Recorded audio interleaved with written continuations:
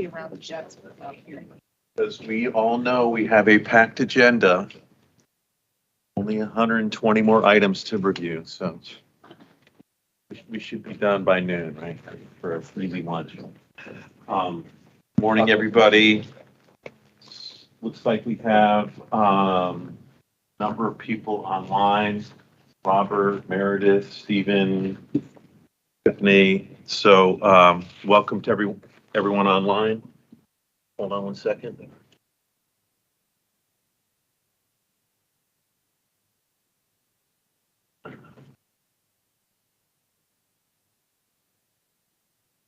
You were hearing that, but I was hearing me speak. Good morning, how are you? Good. So I'm just going to run through a few slides like I usually do. You probably all have this memorized by now. And then I'm going to ask Delegate Lopez to give some brief comments like she did last time. And then we're going to dive in, picking up on some of the things that we talked about last time, just to re-review and then dig into some of the other categories.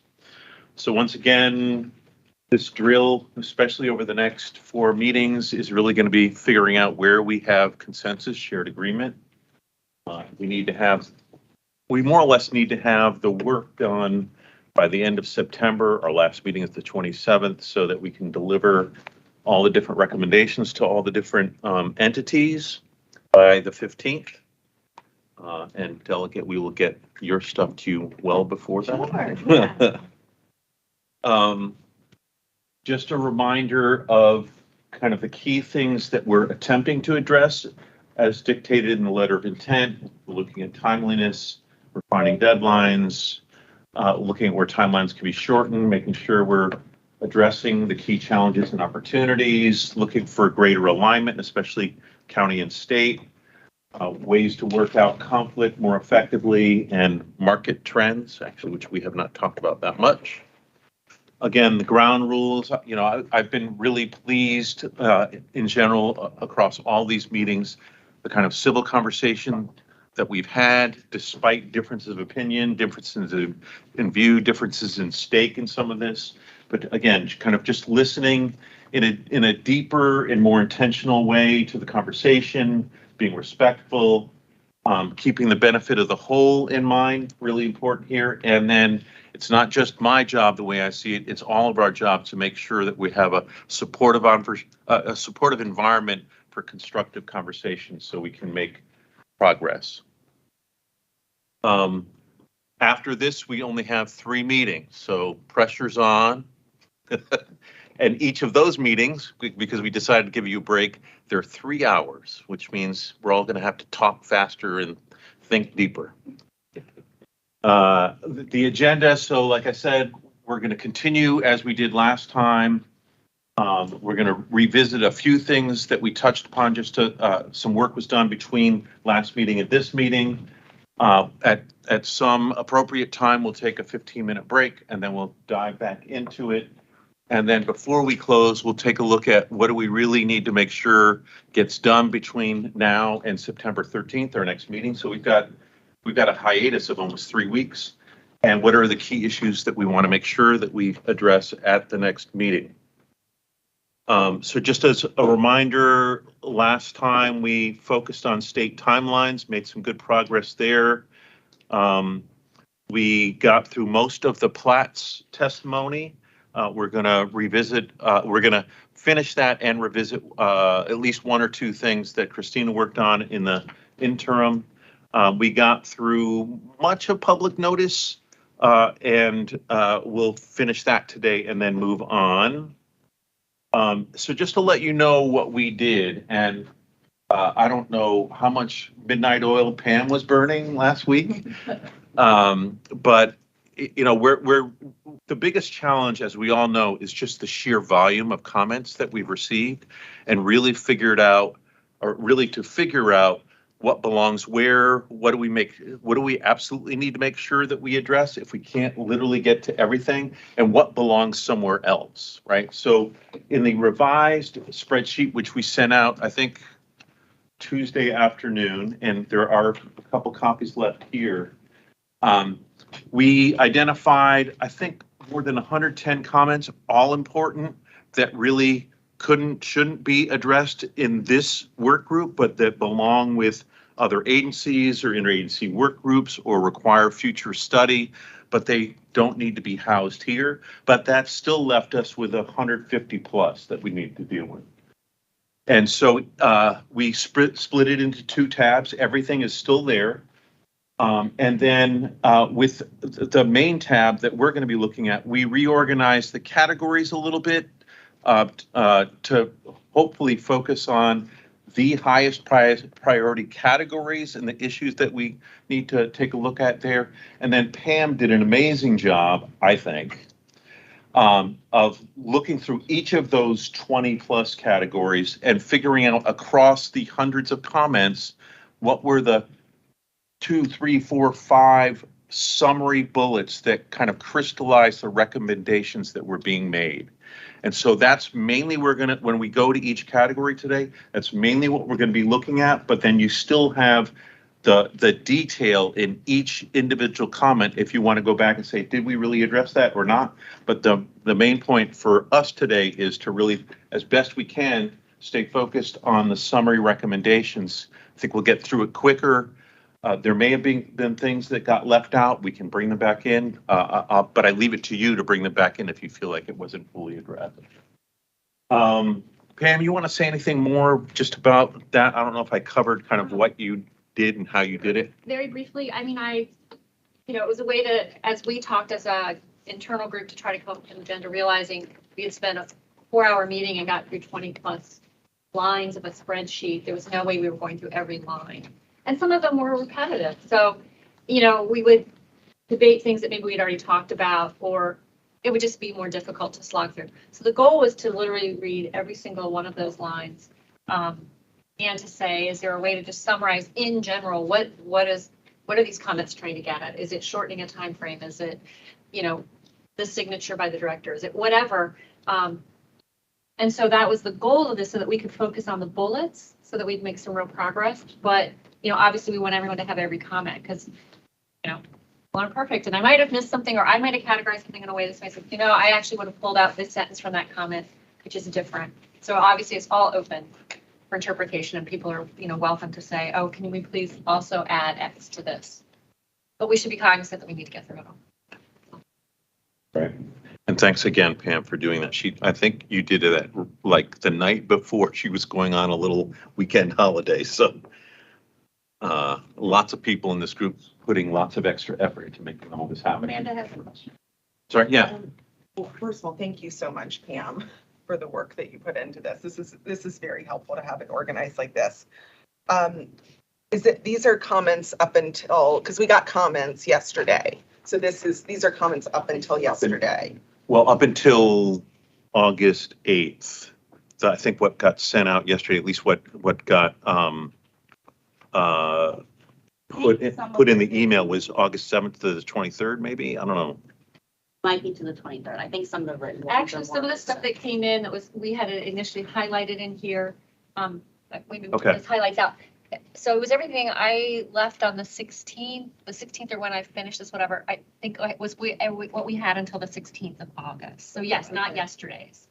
So there are a few, I printed out the testimony that Emily sent out. So there are a few comments that still are in the spreadsheet, and there are a few comments that are, I think there's 7 or 8 additional letters or what have you that came in.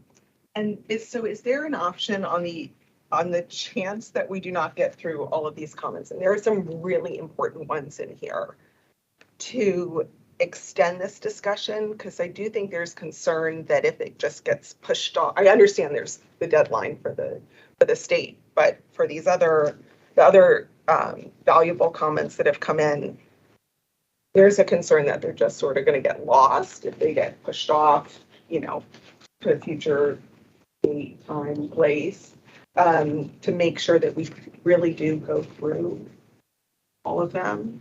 I mean, people took the time to write them, so we should take the time to review them. So what I was going to propose is just to have the appropriate people, because it might not just be the people in this room, Right. I actually reach out to the people that had these comments and talk through them a little bit to, and also I was gonna send it on, we're working on certain things like the CR guidelines and different things like that, that these comments are appropriate to. Okay. And so sending it to the appropriate people that are working on those things and having them reach out so that they aren't just lost, because I agree, people took time to come and testify, and I think that they deserve to be heard. It's just, maybe it's a little bit outside of this process. Okay, and that makes sense. And then last question was the survey. Did we get responses? Did that go out or did we get responses? We have? It went out. I don't know the status of the responses for that. Yeah, it's still went until open. September 1st. Yeah. And the other thing I was going to say that Lou and I had talked about was, in the spreadsheet that's not the one that the work group's going to focus on, the other is to go through and add a column where we like literally write a sentence or two that indicates what's the follow-up here. Perfect. Okay. And great. that gets put to the report as like an appendix. So nothing gets lost, nothing doesn't get Okay. transmitted, nothing doesn't get sort of somebody's eye on it. Great. Right. So I thought I heard someone online, but it sounded very low volume.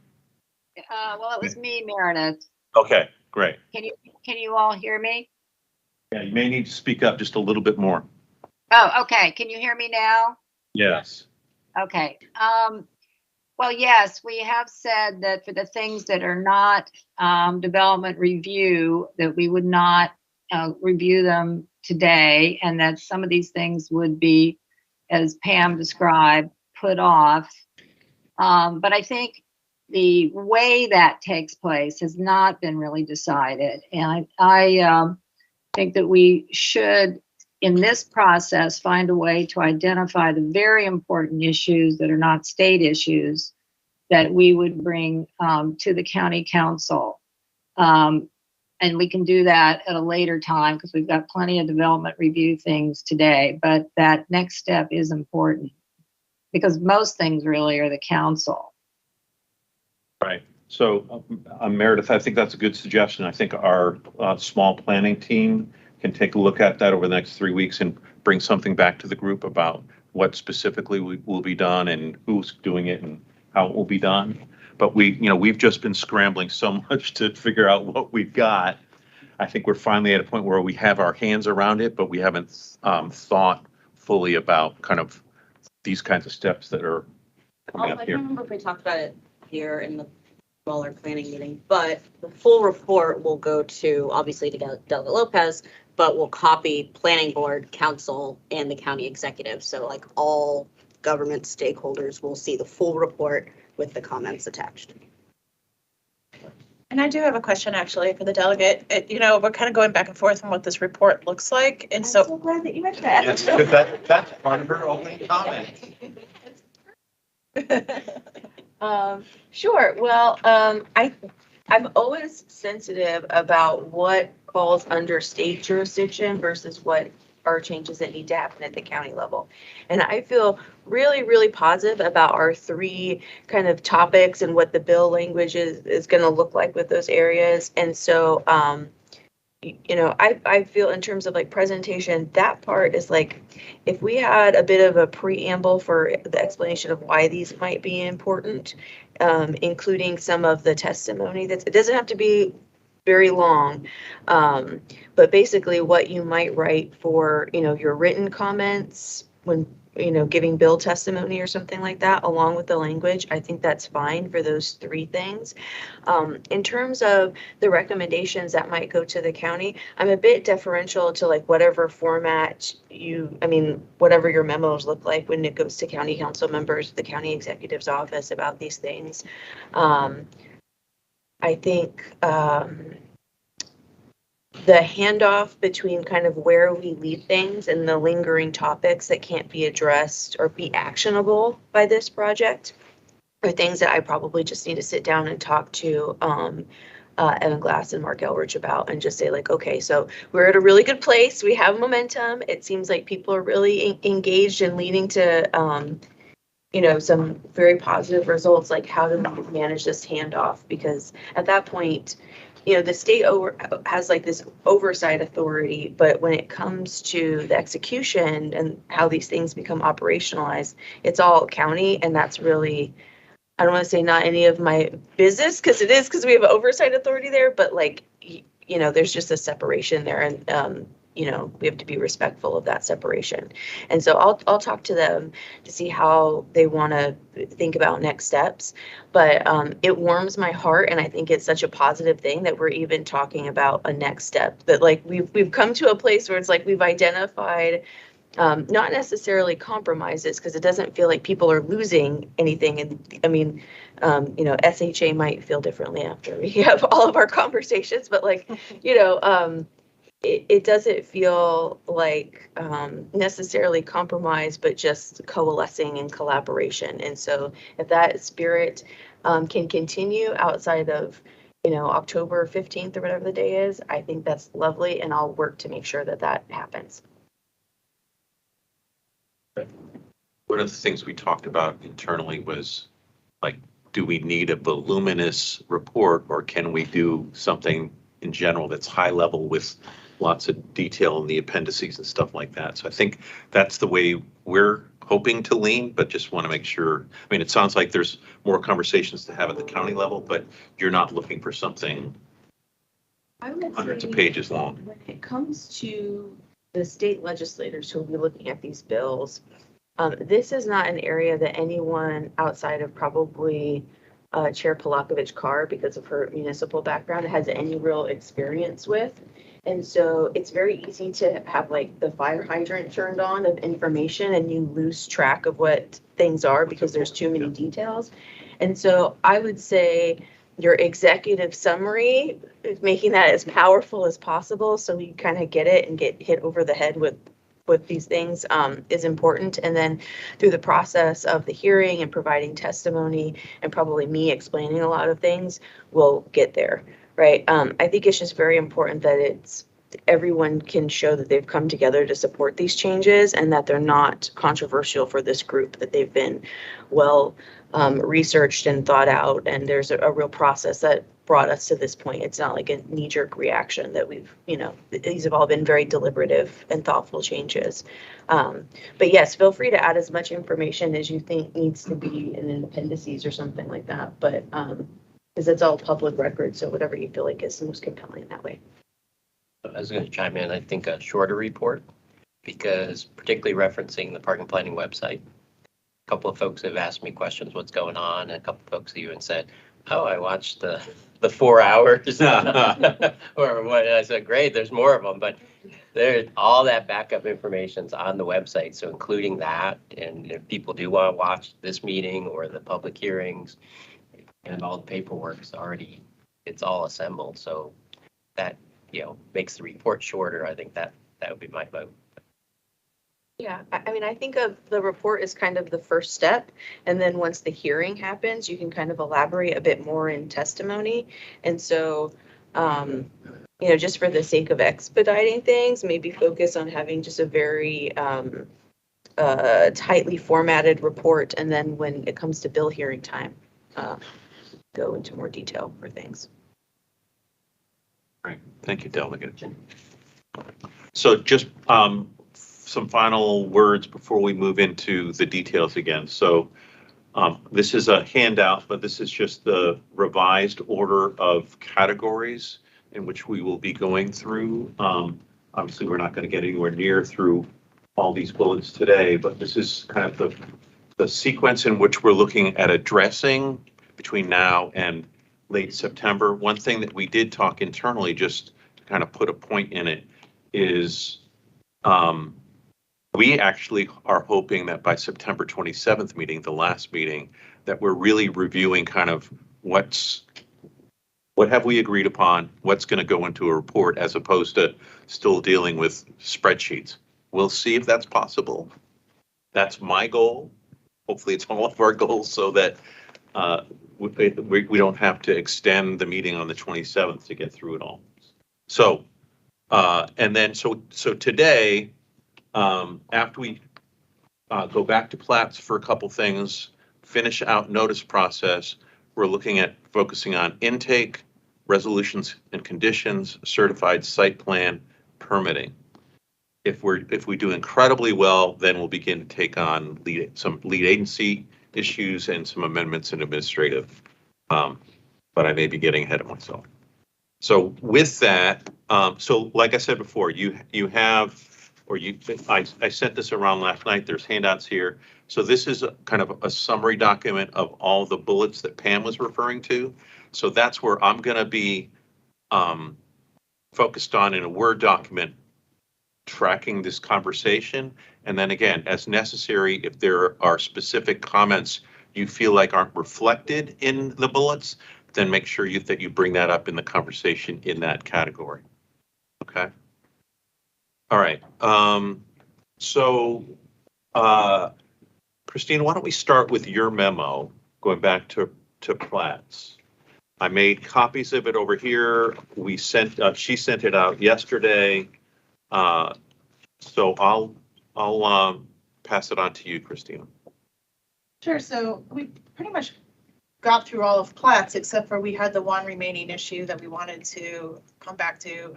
There was a request for a little bit of information about what's the difference between an administrative subdivision and a minor subdivision. And the question that we had remaining was whether we were okay with suggesting a change to the state law to allow minor subdivisions to be approved by the planning director rather than the planning board. That's how it is already in Prince George's County. It's already in the state law for Prince George's County. And so the change would be to basically make it for both Prince George's and Montgomery.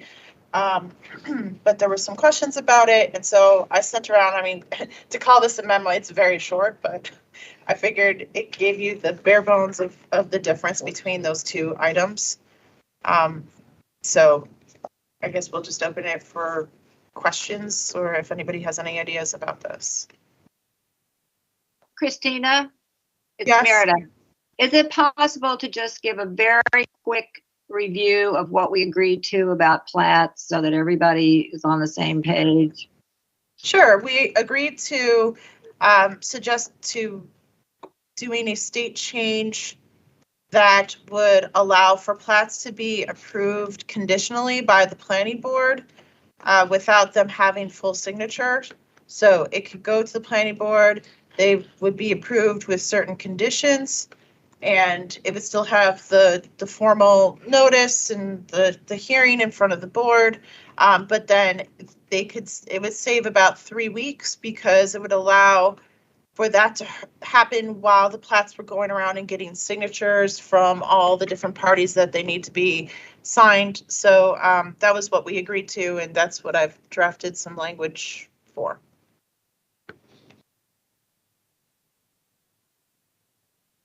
Okay, thanks.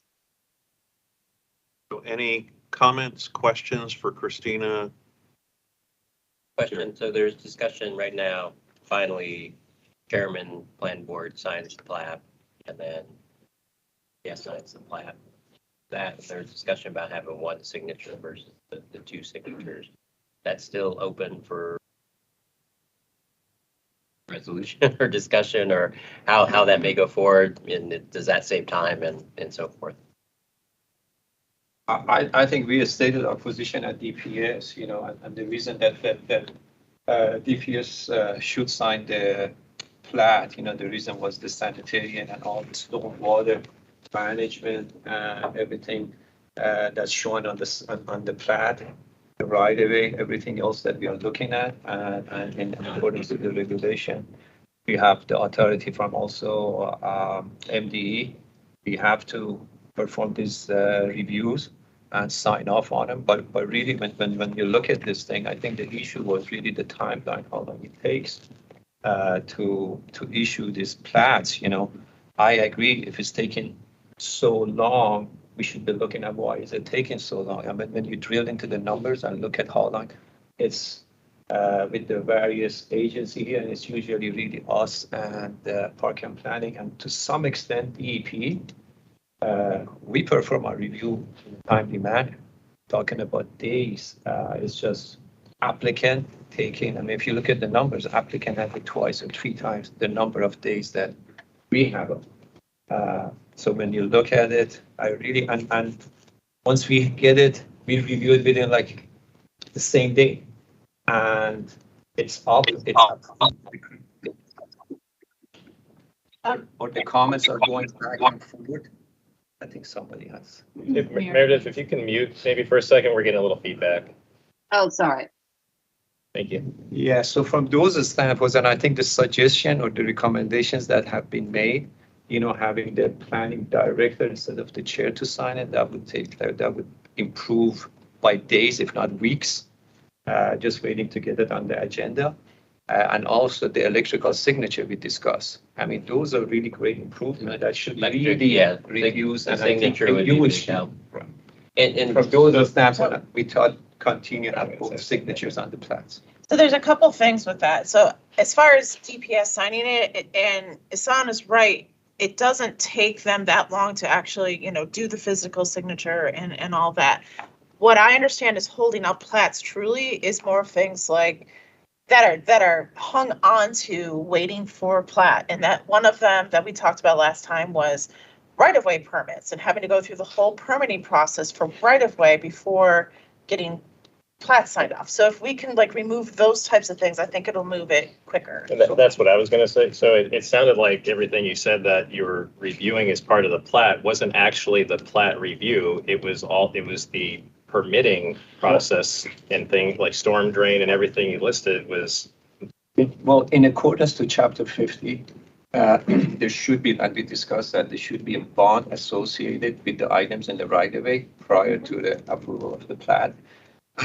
And really, it's not the permitting process. I thought that was because when I was talking, on the side with my friend over here, that it was going through the whole permitting process. That's not the case. It's really, we need to obtain a right-of-way permit to accept the cost estimate. And usually, the cost estimate we get that associated with the right-of-way, that's approved and gone. There is no review of the right-of-way, the storm drainage and roads design review. So it's really the actual thing is your cost estimate, that's approved, post up the bond. And I think it may take the applicant or the developer how long it takes them to get that bond approved and have it in place.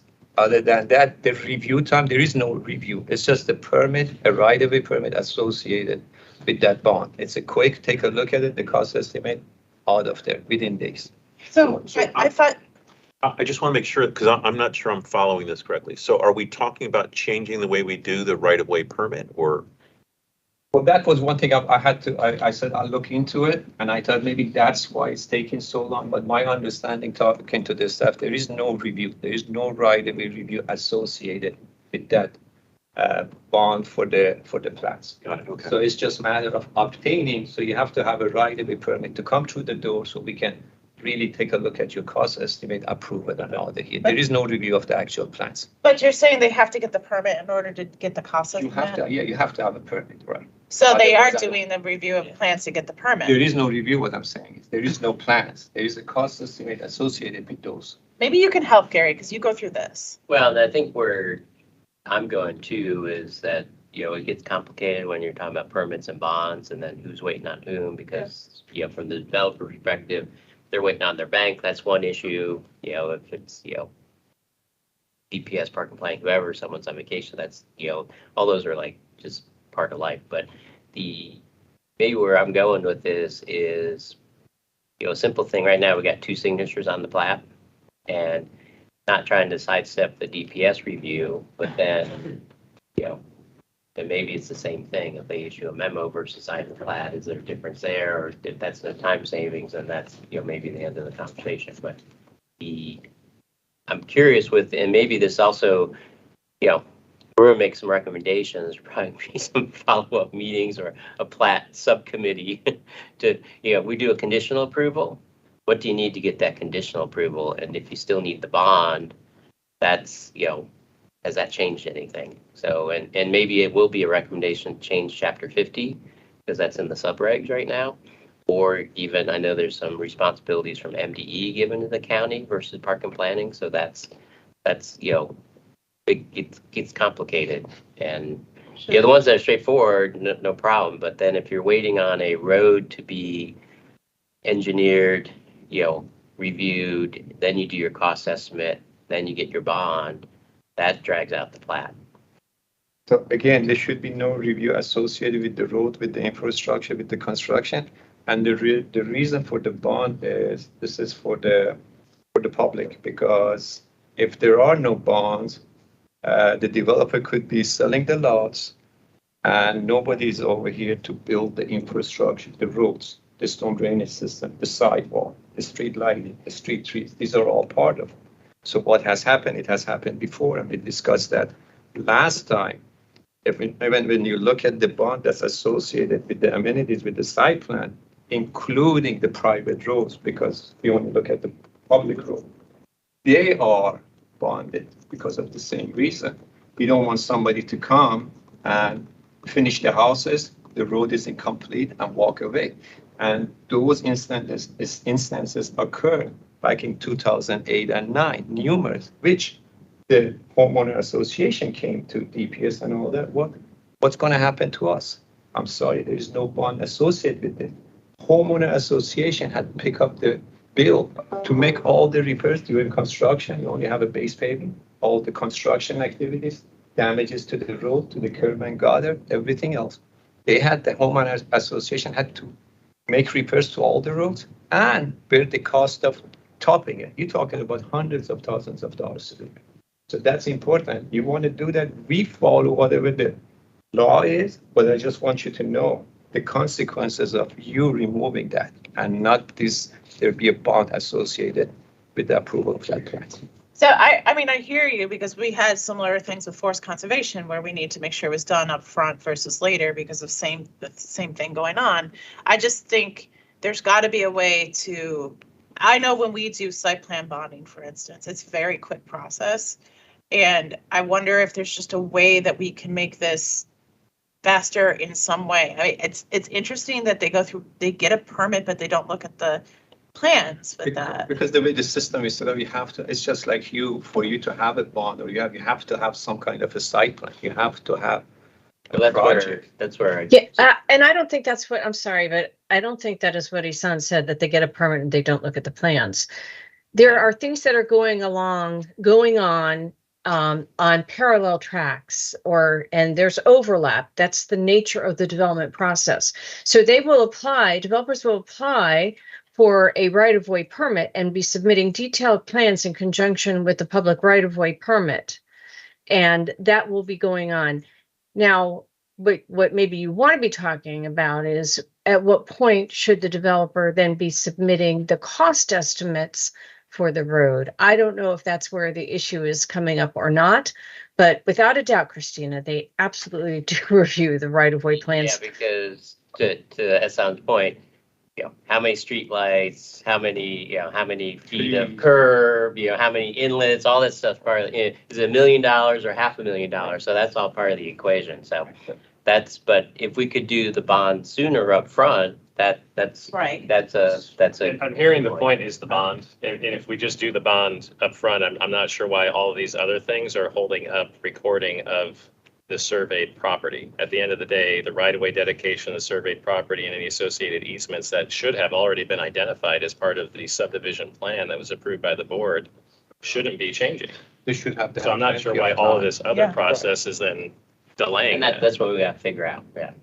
So is there a commercial reason that maybe drives the timing of the bond? Because your clients have to shell out some money, right?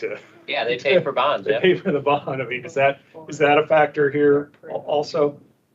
Great point. I'm sure it is. And because you're talking about so many bonds associated with that project, and some of these bonds, especially, with the road, it could be sitting for a year or 6 months till they actually come and begin the construction. So that's going to be sitting on the developer's books. Well, most of them, if they post the bond, record the plat, go forward, they're moving dirt. But if they make a decision to wait a year, that's on them. So that's Right. That's I mean, I think if we bond, if part of site plan, if we bond prior to certification of that plan, then assuming we could do something similar for the preliminary plan. When it's not going to site plan, we could just bond prior to certification of that plan. Well, and then it wouldn't be. It comes back to, I think, the DPS review and like roads and so forth. So if like after the first review, we can get an estimate or the bond estimate approved, not everything will be buttoned down, but I know there's a contingency in there too to cover the, some of the odds and ends. But that's Absolutely, something and that we that, could work right, on. and that was the message to the team, that the bonds, as the cost estimate associated, that should be done immediately.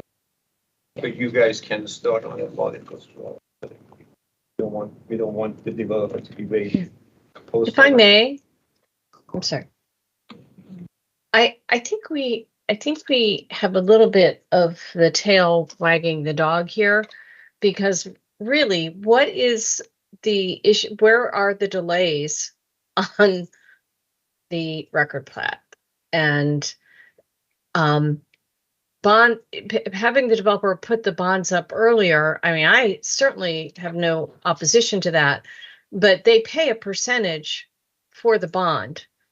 And I dare say that I think they would find it objectionable if they have to put up the bond at an earlier point in time.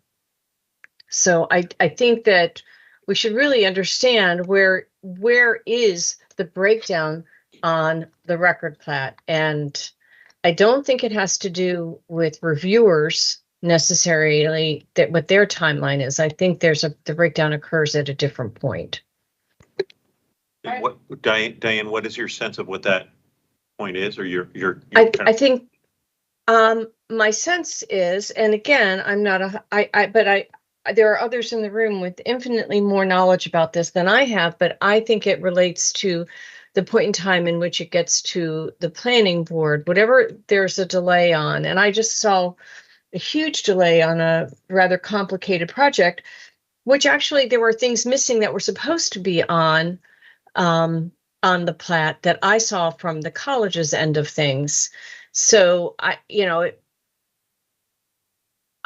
think there definitely, it would be worthwhile to simplify a process.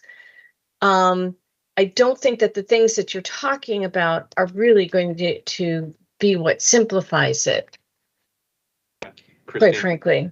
Sure. So, I mean, you're going to have delay if you're using engineers that just aren't familiar with the system. So you are. So that might be part of what Diane's talking about. But it's not what I'm talking about, Christina. Something totally different. That's another issue which I'd love to talk about. Okay. So the thing is like, I'm hearing the actual physical review time isn't taking, like, to look at a plat, it doesn't take that long. And I think Hassan would say the same thing. It actually doesn't take that long. It's the stuff that's hung onto the plat. It's the prerequisites. And that's what's holding up plats. It's all the prerequisites. And so one of the big ones that my guys tell me is right-of-way permit, because you have to go through that whole process. But there might be others too. It's just, it is all the prerequisites that we have on the plat. You speed something up one place, it gets kicked to another. And that's a little bit what you're experiencing here. One of the questions that I have in my mind, I mean, it calls for a process map to kind of lay out the steps in the order they have to happen in, because what I'm hearing is, so the right-of-way plat, the plat also, in addition to establishing the lot lines, it's going to establish the right-of-way. The design, the alignment of the road, the width of the sidewalks, where the trees go, all of that has to fit in that area. So I think there is a good reason why there are things that are conditioned upon the right-of-way plat, because once that's recorded, you can always go back and change it, but once that's recorded, that's setting up the public space, right? And we need to make sure that everything, all these amenities fit in the public space, don't we? Yes, and don't we do that at plan review? I mean, why are we waiting until plat? What you're describing to me, and sorry if I'm not understanding, sounds like we're gonna do our review again at plat and then really decide, did we recommend the right of way? And, it just seems like we're waiting. We should be doing our plan review and know those answers at the time of plan review, not plat. At plat, it should just be a recordation, a reflection of what the board and all the agencies agreed and wrote approval letters for, approved on that plan. And I don't think. And if we need bonding or to make sure all those things we agreed on in the configuration that we agreed on were the correct location, then now submit a bond that reflects all these things that we approved, and we'll approve that as certified plan. The plat should be much simpler, but maybe I'm misunderstanding. So I think just the time frame, and I'll give an example of because I know the plat process was updated with the subdivision reg update and so forth. But so we get certified site plan, shows the roads, all the stuff. We still need to submit a separate plan to DPS for the road, everything in the right of way. And that's reviewing paving, storm drain, all the final engineering, dot and I's, cross and T's. That's the construction plan versus the site plan. But right now, pretty much it's toward the end. So if that's a 4-month review, 6-month review, some are quicker. So in Little Road versus couple roads, all varies, but we're really not, in most of the reviewers right now, you can't do your cost estimate until that second review or toward the end, where they say, okay, everything's like settled down, let's, count the trees and all that stuff. So if that takes 4 months, then get your cost estimate approved, then you do your bonding, then you go get your plat recordation, because the plat could be sitting there just waiting on the bond. And that's, if there's a way to fix that timeline. Because I'll give you an example of a couple projects we've worked on where the contract says developer is going to sell recorded lots to builder X, okay? And builders buy recorded lots. But if the streets aren't approved or engineered and then the bond's not posted, they're not putting money into the project until at the end, versus if you could record the plat with the bond up front or sooner, then they could buy the lot sooner. So that's, it's giving options to, hopefully, make it shorter. How much shorter? That's a good question, but that's. Can I jump in again? Sure, Diane. Steve?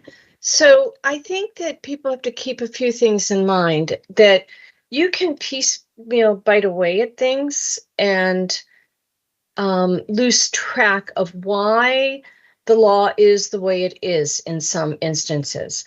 You cannot get a building permit unless you have a recorded lot. And if you have a recorded lot, subject to meeting the various building codes, this becomes a ministerial function, meaning that if all of the codes are met, the permit has to be issued. So if you don't have the public right-of-way tied down, Tim was 100% correct about that. If you don't know exactly what the public right-of-way, which is a different level of lines on a plan than what goes through the subdivision review site plan process. If you don't, you have to have the details on that. You have to have the calculations on that to know that it's going to work properly. And if it doesn't, and a developer can build a community which has no proper road, then we are left with a governmental, a community, and a major homeowner and economic issues. So I think you should be careful on what you're trying to pull apart here. And I think what Diane is talking about is your grade establishment plan. This is the curvature of the road, the whole design of the road, the landing, everything else that's associated with that road. That plat is approved. And if your grade establishment plan is not approved, you don't have. I've had my hand up for a while, Meredith. So very great conversation here, but I'd like to go back to one of the point that Diane made earlier, which is how long does it take for the planning board to be able to have a hearing on this and approve the record plat? We need to know, because if that's maybe that's time where all these things have to be done, and so there's only so much you can lessen the time. Or if it's a situation where it's just a matter of scheduling, then I think that is a fruitful place to look for improvements. And then the other thing is, I strongly support Tim's idea of what he called, he's more of an engineer and I'm a lawyer, but a process map and I think Gary suggested that we have like a little expert subcommittee that goes over this and makes recommendations to the largest group, because it's a whole piece thing. You know, one thing affects the other thing, and there's also major policy issues as to how you build a good community, that people can trust the process. So those are just my suggestions, because I think we're close to stuff and we're not going to be able to draft the changes while we're sitting here. It's too complicated. Right, so so we're seeing how long it takes just to go through one issue, and I realize this may be more complex than some of the others that we're going to try to address today, but I do wonder whether we're going to find resolution on this in this meeting, and whether some subsequent conversation needs to happen among a smaller group. Either that, or whether there are specific, based on everything that everyone said so far, are there specific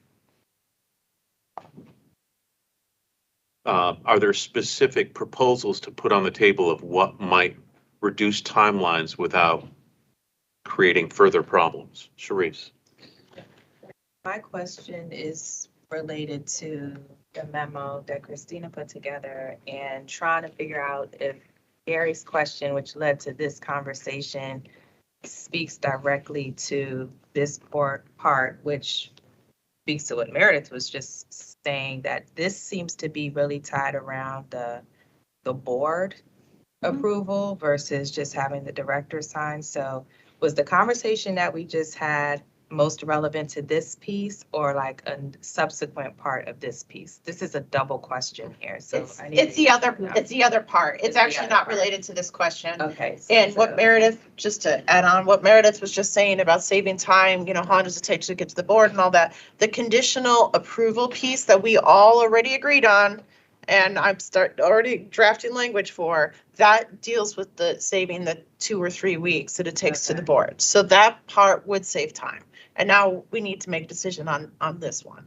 Okay. And just to be clear, so that is about giving time for signatures to be gathered, but the process is still moving forward. We Yes. talked about electronic signatures as well, Right. which we also said was going to save time. And So just, So we yes. made decisions here that I think we already are listening. We talked about electronic signatures and we've looked into it a lot. It's not as easy as all that. So that might not actually be able to be a thing yet. Is it a state, because I can apply my PE seal to a set of plans electronically. Is it a state law?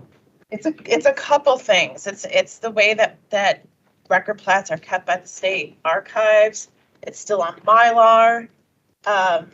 There's a couple different things. I need to dig into it a little bit more before I can come back, but it's not as simple as we were hoping it might be, even though it's technically allowed in many ways now.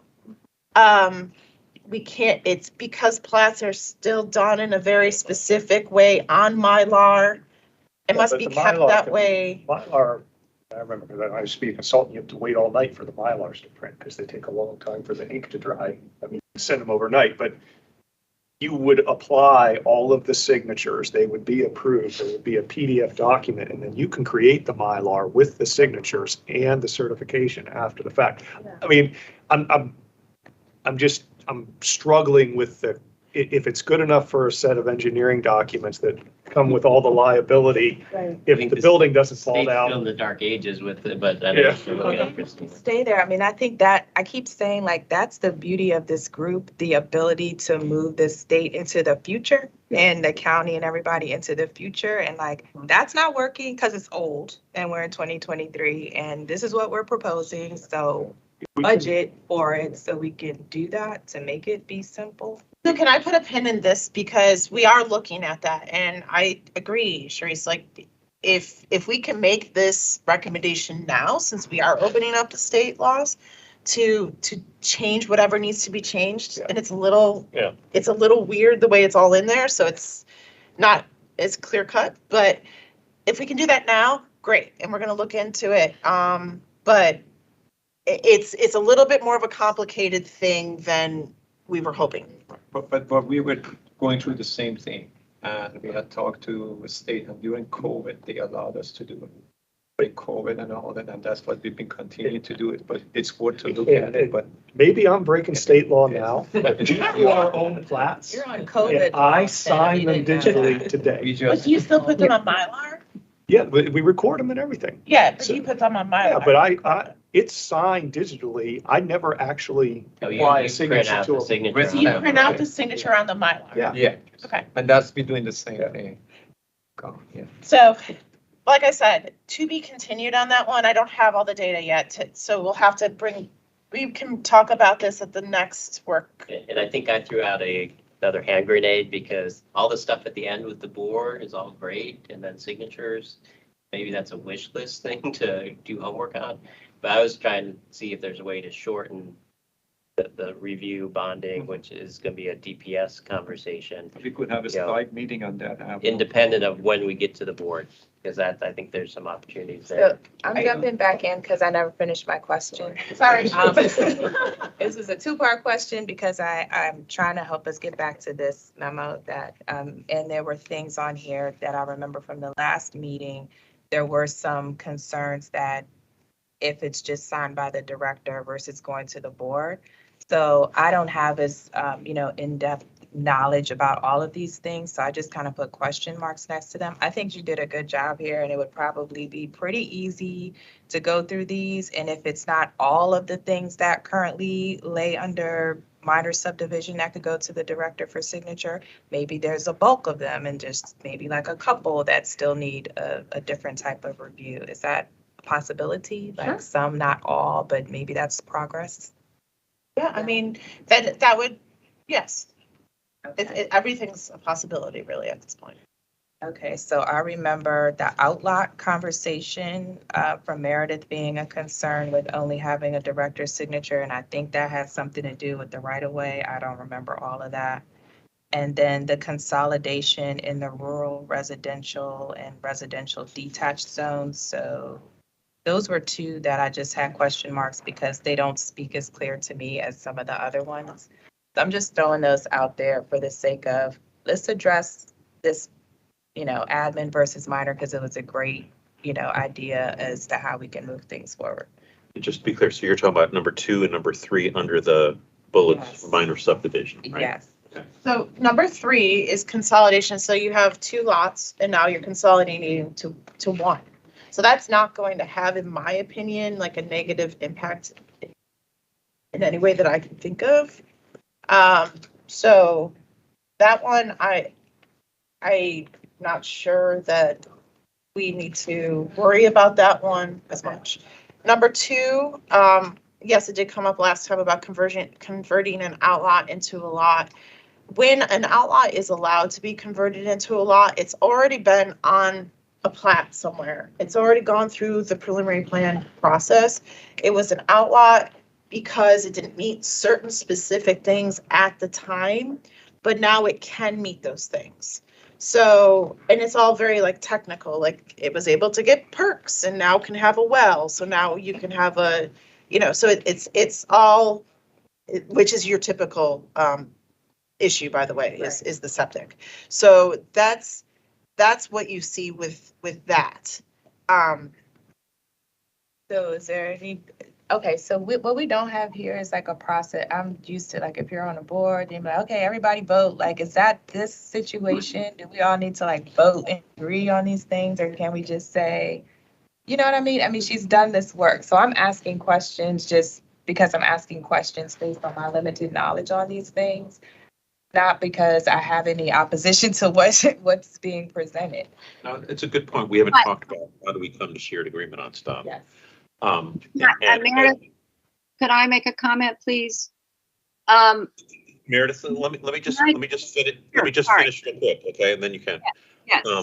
So my thought is going to be hard to come in these meetings in August, maybe in the first one or so in September, to come to agreement on kind of the wording of something with all 20 of us. And so what I'm thinking is, in between meetings, we go back and kind of summarize what we think we heard, where we seem to land, and then bring that back in front of the group, both prior to the meeting to ask for your review prior and any issues, comments, and then, when we're getting closer to the 27th, around the 27th, we're kind of going through, so do we have agreement here? Do we not have agreement here?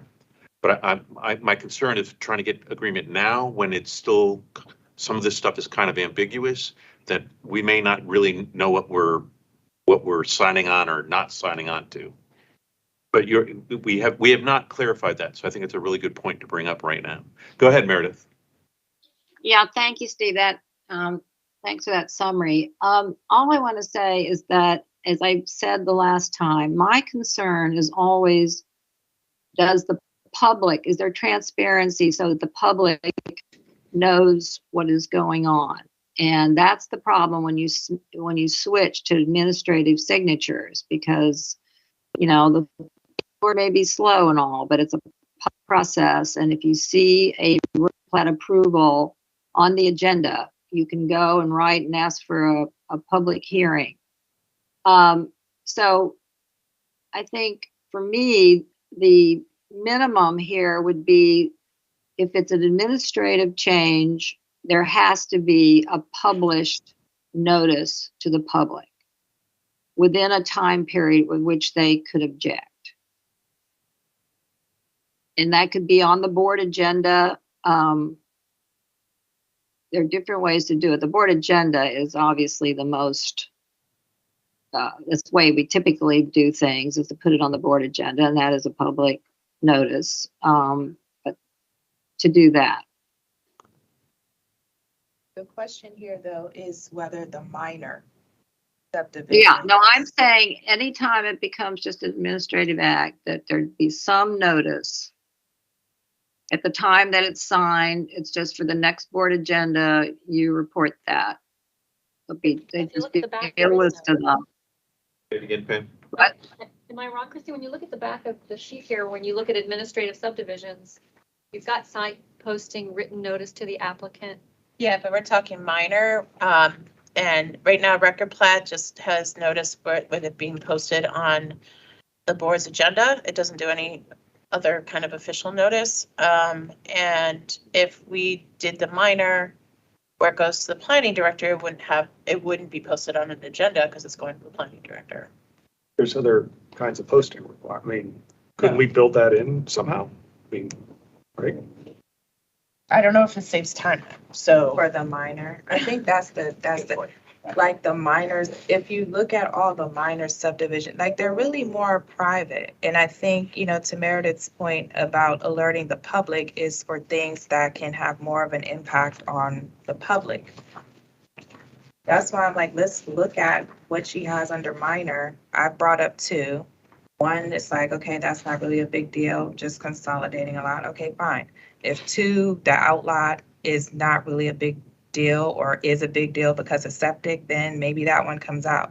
That's kind of where I'm at with it. Yeah, I agree with Teresa. That's Hold on one second. assuming, I'm going to ask Lebu to go first, and then, is that Meredith? yes. All right, you can go second. Go ahead, Lebu. Yeah, I agree with Tracy. I mean, the reason that these are minor is because they're not things that are going to have public opposition. Most of them only affect the actual private property owner. And I get it, obviously, we want to be transparent, and that is part of it. But I think if there's anything that you're going to streamline, that the public isn't really commenting on these. So personally, I'm fine with these being signed by the director and them not being noticed on the agenda. 3 weeks is a long time. Yeah, and I can honestly say, I have never seen somebody oppose a minor, ever. And, and those go to the board right now, so they could theoretically show up to oppose. I've never seen it happen. I guess that's my question. I'm sorry, I was misleading before, but when I look on the back and I see that there's notice requirements for administrative, and we're talking about minors that you're saying currently now go to the board, but if we're going to streamline this, couldn't they get notice, but then they don't go to the board? Is that? I don't think I don't it saves understand how anything. like the administrative gets notice, but also gets signed by the director. Like I think that's just the corollary, right? So put aside admin stuff. just minor, is a plat. It's not a plan. So it's a plat. And it's a plat that currently just goes to the board like any other plat. But in Prince George's, they don't take them to the board. It's already in state law that they take them to the director and get them signed because they're so minor in nature that they had decided whenever they put that in state law, it didn't need to go to the board. So, if you don't take it to the board, it won't be on the board's agenda.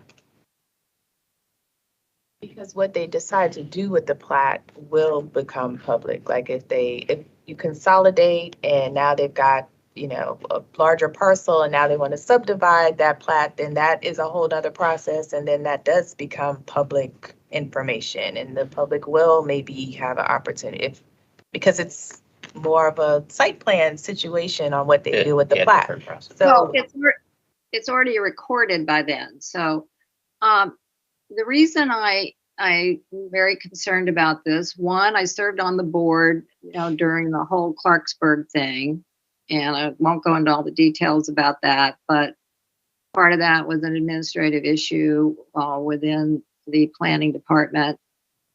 Two, we've just had a situation where it was discovered that some major amendments to plans were going on the consent calendar as minor amendments, when in fact they didn't really qualify as minor amendments. So that's what Sunshine's all about, eyes on a process. And yeah, I mean, Montgomery County's record on this is, I would tout it to anybody in the world. We're amazingly, I mean, Clarksburg was a long time ago, but things do happen. Things have happened recently.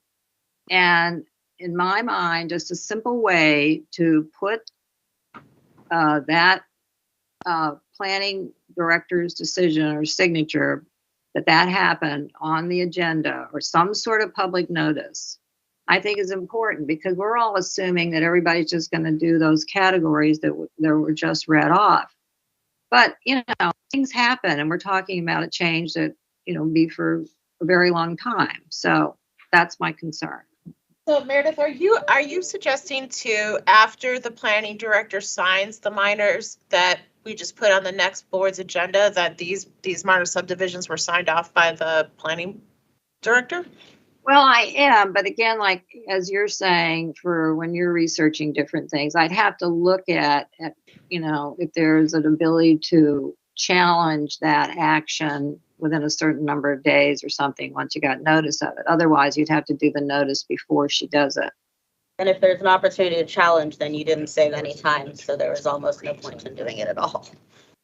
Like, I think it's either the director signs it and it's not on agenda and there's no challenge, or the board just continues to sign it. I feel like that's really the only two options Can here. I ask a question? I mean, we started off this by saying it's already done in Prince George's County. And did they grapple with this question? Do we know? I don't know. I think it's been in the state law for a really long time, so. If there is concern with the consent agenda, like who's responsible for signing off something going on a consent agenda and becoming a minor issue versus an administrative issue? So we don't have a consent agenda anymore. Everything goes on the board. So the concern is So that not, concern is no longer. Well, that's because of what happened, though. That's why you don't have a consent agenda anymore, okay. because of the things that occurred that I'm just describing. So I guess the question I have, so I'm not sure there's clarity on the outlaw issue, whether it belongs in here or not. But I mean, in general, just to kind of test the temperature, it sounds like there's still a difference of opinion on whether minor should just go to the director and that's it. I mean, it can be, if I heard correctly, it could be communicated at a next planning board meeting that here are all the minors that the director signed off on, but not with an opportunity to say, oh, well, I don't agree with that. And then it opens up the process again. It would just be purely, here's what we did kind of thing, right? So but I just want to be clear before we move on to the next one, because again, I don't want to spend too much time here. In general, are people comfortable with the proposal that's on the table about for minor subdivisions, that it could be signed off solely by the director, could be communicated, right? Could be communicated, however, in a number of methods, right? At a meeting, in a press release, on a website, right? Yeah, I guess we're back to the how are we voting thing. Yeah. No, I'm not asking for a vote right now. I'm trying to get, like, how much opposition is there to going in this direction as laid out in this memo? Maybe summarize what I think I've heard. I think people generally, I feel like I agree with this. I feel like to address Meredith's comment, maybe we could look at something like when I go to pull a noise waiver, I have to apply. There has to be a public posting. It's 10 days. And then the program manager at DEP signs it. But they do get feedback. Like, people complain about our noise waivers, but sometimes, if you have, like, you're working in state right away, they won't let you work during the day. You got to work at night. So be it. But perhaps is that reasonable? 5 business days, 10 business days to build into that process. No, they don't. That's the thing. I don't want to add new notice to record plats, guys. We don't have, record plats don't have to do that. So I don't. I just was trying to take an example from another. Gary? Yeah, so two questions. I'll do file Sharice with 2 questions. Yeah. This list is all in the code right now, right? Yes. Yeah. So that's just for info. So Yeah. this isn't new to anyone, but I think Levu summarized it well because we're trying to save some time and some of it's shorter, it's longer times. But I think there's 2 options on the table. You do the plan director signs based on this criteria, or if you want a notice period, it's what we have now, where it goes, you have a 2-week notice, you go to the planning board. Yeah. And there's no Just longer keep it as is. consent items, et cetera. So do you keep it as is or do you change it? And I think that's going to be the question. Okay. So, I'm going to have us move on. No, I need an answer, Okay. actually. I need an answer. So is this for state? Yes. Okay. So we came to an answer it. last Okay. time. I know we could do it. I just need to know which way we're going on this one. Okay. Because if we're gonna say no, then we're gonna say no and move on. Right. If we're gonna say yes, I'm gonna write the change. I thought we had a way to streamline a little bit, but if it's causing heartburn, then I mean, I think we. Okay, so That's okay. because this has state implications, Yeah. I'm going to ask people to kind of weigh in here. I guess we'll do hand vote, and I'll ask people online if there's any opposed to moving forward with the way the memo has this laid out. Can I ask 2 questions first? Sure. Related to what I just heard? So I would like to have a little bit of a better understanding why Christina is opposed to doing, as Tim suggested, with some type of a notice for this discrete category.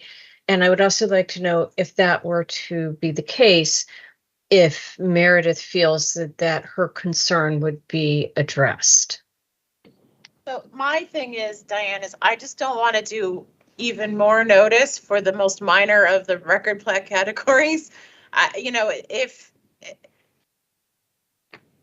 If you want to have some sort of public notice that something happened, then you should keep the way that it is. It's on the agenda and they could see it on the agenda. I don't want to add a new level to the most minor of minors. That doesn't exist. So that's why. Well, to Diane's question, yes, that kind of a process would take care of my objections because the public then gets notice and knows about it.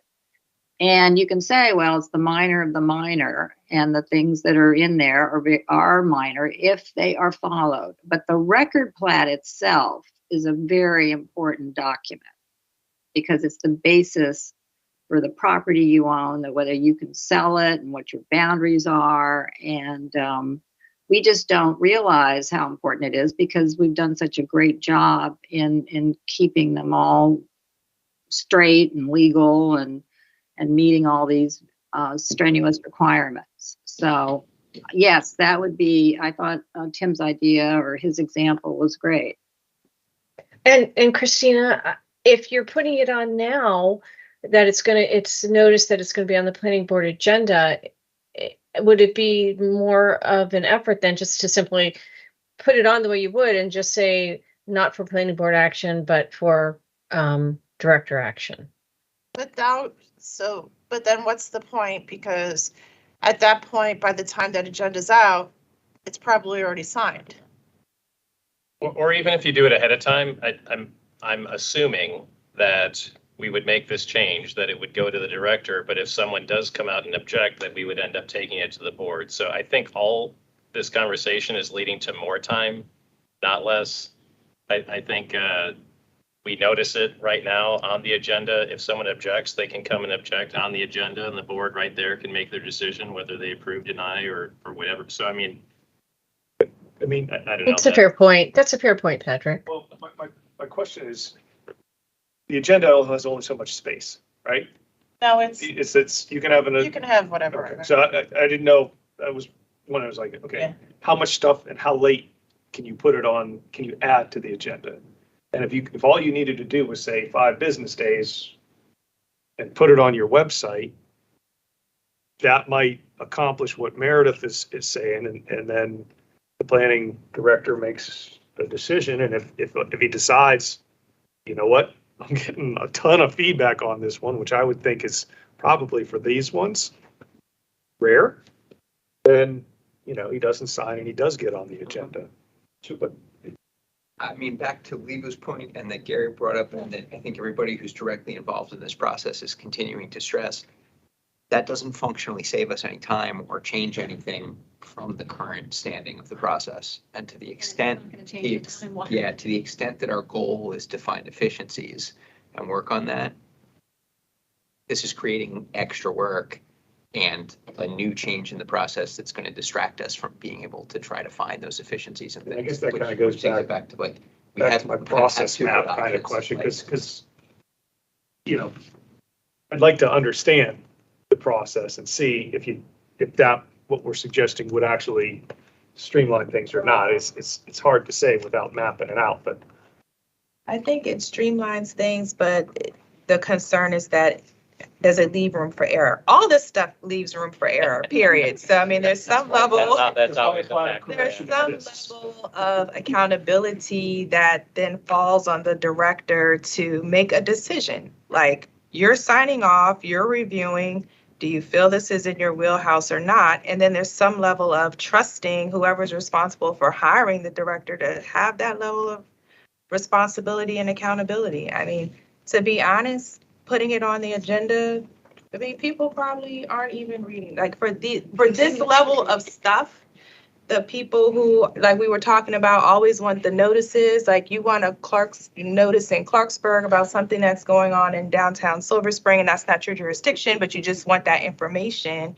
They're not going to be looking at these things, and if they were, then they probably would have caught whatever got missed. I mean, I'm not trying to be dismissive at all. I'm just saying, like, there is a level of accountability and there is a level of making sure that the public interest is protected. But these specific 9 items in the minor sector, I think, are what we're looking at exclusively. And if we want to tie it to the summary sheet that Pam, created for us, under plat, it says there's a couple of them here. What? Allow planning director to approve all record plats? No. Allow planning director to approve minor, record plats or whatever the language needs to be. And then I think there's allow for digital signatures for plat approval. Yes, come into the future. We need to do that right now. There you go, John. COVID taught us that. So that's a COVID thing. Require only 1 signature for plat approval. maybe just for the minors, because is that what we're talking about? You know what I mean? Like, so that would knock out a whole little section here if we could just answer these questions. I thought that the plat was a more complicated discussion. This minor is even worse than that. Are we talking about practice or the real one? Let's get our priority. Christina, you said that from your knowledge, nobody has ever commented on a minor To the best of subdivision. my knowledge, honestly, So- and I've been here 15 years. I do feel like that combined with the fact that it's allowed in PG County. Now, does PG County notice it at all after the fact? I don't Or know the is it- answer to that question. Like Amanda. maybe we look and see like, okay, it's MMC PPC for a reason, right? Where the two counties are combined in a lot of ways. So let's look and try and be consistent in that regard. And I'm gonna jump out there as someone who does business in Prince George's County, like Montgomery County's process and all this level is a lot more detail oriented just in general. So the fact that they're doing it, I don't know if you're gonna find the answer that you're looking for. I'm just saying, I'm just, you know. I mean, it seems like the issue on the table here is just around transparency. I mean, do people find out about it? How do they find out about it? When do they find out about it? If we have like, I mean, two, I think kind of the point that Sharice was trying to make a while ago with how do we move on from when we have a topic or not?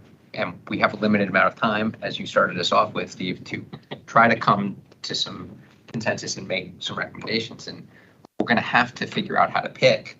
And I think that one way to do that here is, as Lebu said, there really are kind of two clear options. We should probably pick one of the two so that we can continue to move on and address other things. If folks have concerns about the transparency issues and the stuff with moving to a director approval and signature for the minor subdivision plats, then the answer is let's keep it as it is, not let's spend a lot of time creating another option to do that. It's fine if we just leave it as it is. If you have concerns, that's great. Let's move on to another place where we can search for consensus to maybe find some efficiencies.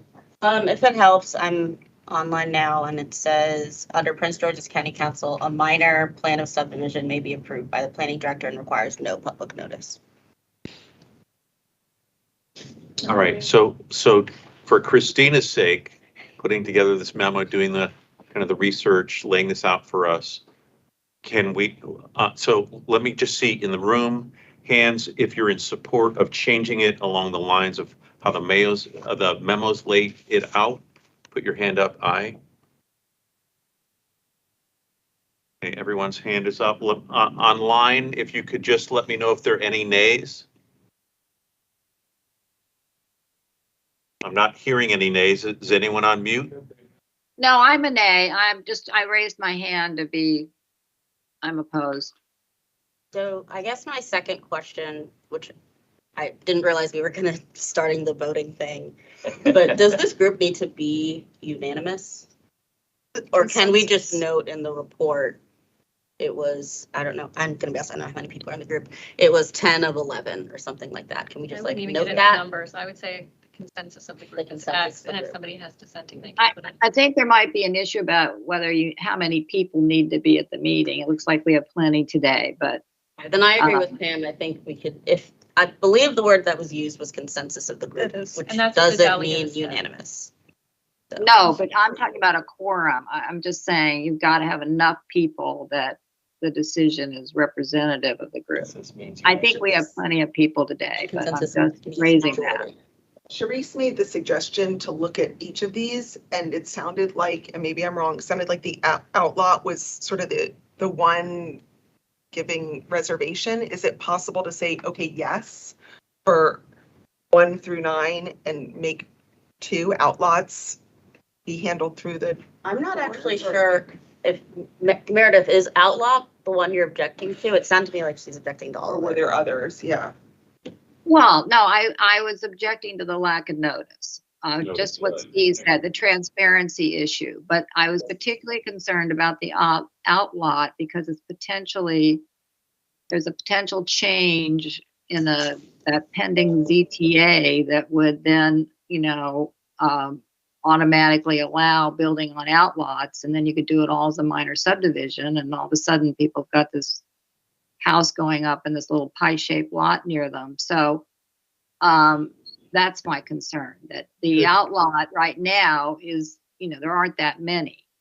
And it's not, but there could end up being a whole lot. So maybe in an effort to try and achieve like a compromise, could the memo reflect that, I mean, the committee isn't going to make the change to the law. The committee is going to make a recommendation. And that's going to be, and this is to state law, right? Or is it to? This is to state law. State, so the delegate will probably do this. So could the committee also, in its memo, state that we had a robust discussion about the notice requirements and recommend that, that be I mean, I'm just trying to get to, can we get to a recommendation? It seems like the administrative process works if we can solve this notice thing. Could we say, hey, look, we didn't have enough time to get into notice? Honestly, I cannot see how we can spend a whole hour on this one issue. Like, we continue to say we either leave it because the notice is more important, or we make the change because Prince George's is doing it. It seems like it hasn't been a problem, and Montgomery County hasn't been having issues or anybody complaining. We have to just make a choice. We are spending so much time on one little bullet, and we're never going to get to the. I mean, I think if we've all voted and it's the consensus of the group is we're going to move forward with the amendment, is where I think we're at if we're going with consensus. So. Right, and where I was going to go with Amanda's question, the two things, process-wise is what we just had the consensus on to move forward with minor subdivisions, director, no notice, similar Prince George's. The content, which is already in the code, we want to change one of these, that would be a follow-up item to change the code, which is a whole different So we've got process of how to do this, but then the content would be changed in the code and subregs or zoning or whatever has to be changed right now, or the subdivision regulations. And that's a whole different process that we can. That is a very good point. Tackle later. Because all the state law is saying is you can do director signature. We can go back to that's a good point. We can go back to chapter 50 and do a bill about the notice piece. Yeah, so we're gonna have a big old flat work group for another 15 years to meet. All right, so Christina. Thanks, Gary. So as we all know, this has been a slow process so far. I mean, one of the things that I'm trying to get a sense of, because I don't know anything about minor plats, administrative plats. I mean, how big an issue is this? Because we're spending a lot of time on this issue, and it honestly, to me, in the whole ball of wax of all the testimony that's been given, this feels pretty low priority, right? Well, Steve, for outlots, it actually is more significant than you might think. And I understand if we could carve that out and everything else, I'm okay with it. Meredith's point on outlots, and I'm sorry, but you can always see when the hands are up, but there are a lot of outlots actually, and outlots are created as part of a subdivision process to begin with, where the community has certain expectations and there are reasons that something has gone into an outlot. And once it moves from being an outlot, which is not buildable, to something that is buildable, that is different. And so I actually do understand where Meredith's coming from. And this single point, there are many outlots on subdivision plats. Okay, so that's noted. I think perhaps outlots needs to be deliberated on a little bit more, but in general, I think the decision is we're going forward with what the memo states and figure out how that kind of translates what gets brought to the delegate. And part of that outside discussion will be kind of where does outlots belong in that? Yeah, we do like 1 or 2 a year. Right. So. Okay. All right. So let's move to notice process. To say that now. Let's move to notice process. So we covered a lot of this. Last time. So we talked about expanding to 1 mile. I think we agreed to expanding to 5 miles for civic associations and HOAs. Is that right? I can't remember if we fully address the kind of the centralized place. We agree with it, but not how it would happen. Right, okay. So centralized place being somewhere online where people can find it, right? So it's agreed, but not kind of the logistics. So I don't believe we talked about the fourth bullet, creating a prohibition against commissioners, and maybe tangentially, we talked about the fifth bullet here. So let's focus on the prohibition one here. Against. Do a quick roundup of like what came out of last, so. Okay, sure. We've already started redrafting the signs to make them a little bit easier to understand what's going on, including a QR code. So we're looking at doing that change. We have looked into the possibility of, setting up this.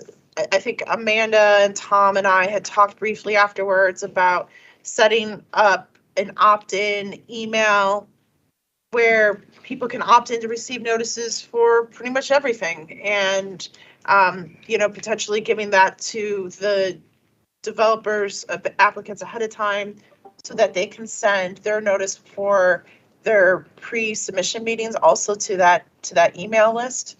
I think that those changes help with visibility, and especially the fact that a lot of the civic associations might not be passing on, or especially the HOAs might not be passing on the information to the folks that actually live there. So those were some of the changes that we were already working on. Great. Amanda supports that. All right, so We have one vote. can we move to the fourth bullet here? And again, if folks want to kind of dig into the testimony itself, you can either do so in your electronic copy or hard copies that are here. I So have a question about this one. So create a prohibition about giving advance notice implies notice is still going out, but a commissioner happened to mention it to somebody before the notice went out? Yes. Okay. Well, it's more than that, to several people to sort of, get support. But if the notice is still going out to everyone, this might sound harsh, but I guess I don't see the problem. Like giving certain people a week or two heads up to get testimony together. So they are just before the having public more is time. aware. Yeah. So I guess then is the problem that the regular notice time isn't enough? No, I think it's just this idea that, right, that somebody is telling a certain person or group that something's going to happen before the official notice has been sent. I see. And again, it gives them that additional They get that time additional week to work on it. Right. It's a fairness issue. Okay. Like everyone should be treated the same. Well, and also if the notice is good, if they're giving out the notice before the staff report is out. I find that a bit concerning. I mean, you can talk generally about we're working on X initiative, but if you start talking about a staff report that is not yet a public document in any kind of detail. I don't think it's about the staff report. I think it's about whether the notice has been provided to the community via a sign or anything else. I mean, once things are publicly noticed, and that means just people are aware that something's going to happen. I don't think there's a problem with somebody saying. So the there's a development issue is, application on how X. many commissioners do you have? You have 5? So I'm a little confused. So this is policy initiatives. So policy initiatives are not going to be development review. I was confused for a second. That's something Are else. we talking development? So- Or are we talking? Right. And with development review, everybody's noticed from the very beginning of the pre-submission meetings to there's a big sign out front to all the other things we talked about. And the commissioners themselves are prohibited from talking to people. They are prohibited legally from talking to people about development review applications that are before the planning board. So I don't think that this is talking about that. The the words here, policy initiatives, might just be referring to all of that versus like specific policy initiatives, I think is what the testimony. Because I remember the testimony talking about master plans. That's a different Well, thing. I think it's covering all of it, that there shouldn't be advance notice to certain special groups or individuals for master plans, for individual projects, for all the above. Well, so Well, master I plan, understand the ex parte rules, commissioner can discuss a plan until there's a complete application. right, but that's way before an application is accepted and before before an application is like quote unquote real in our system, yes, but that's way before there's an actual hearing on that. Let me Well, just. no, because clarify. they could have filed one application, but it's not accepted, and you go through this, and it's going to be, eventually accepted, but it's right at the time, and then it goes straight to the DRC meeting, and so it can be an important time.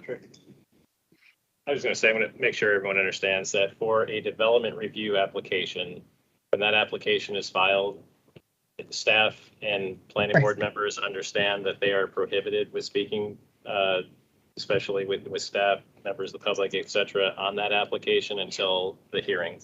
Now, if we're talking about master plan, text amendments, any other initiatives, then understanding is the rules are a little different, but they can speak on this and take in input from their constituents.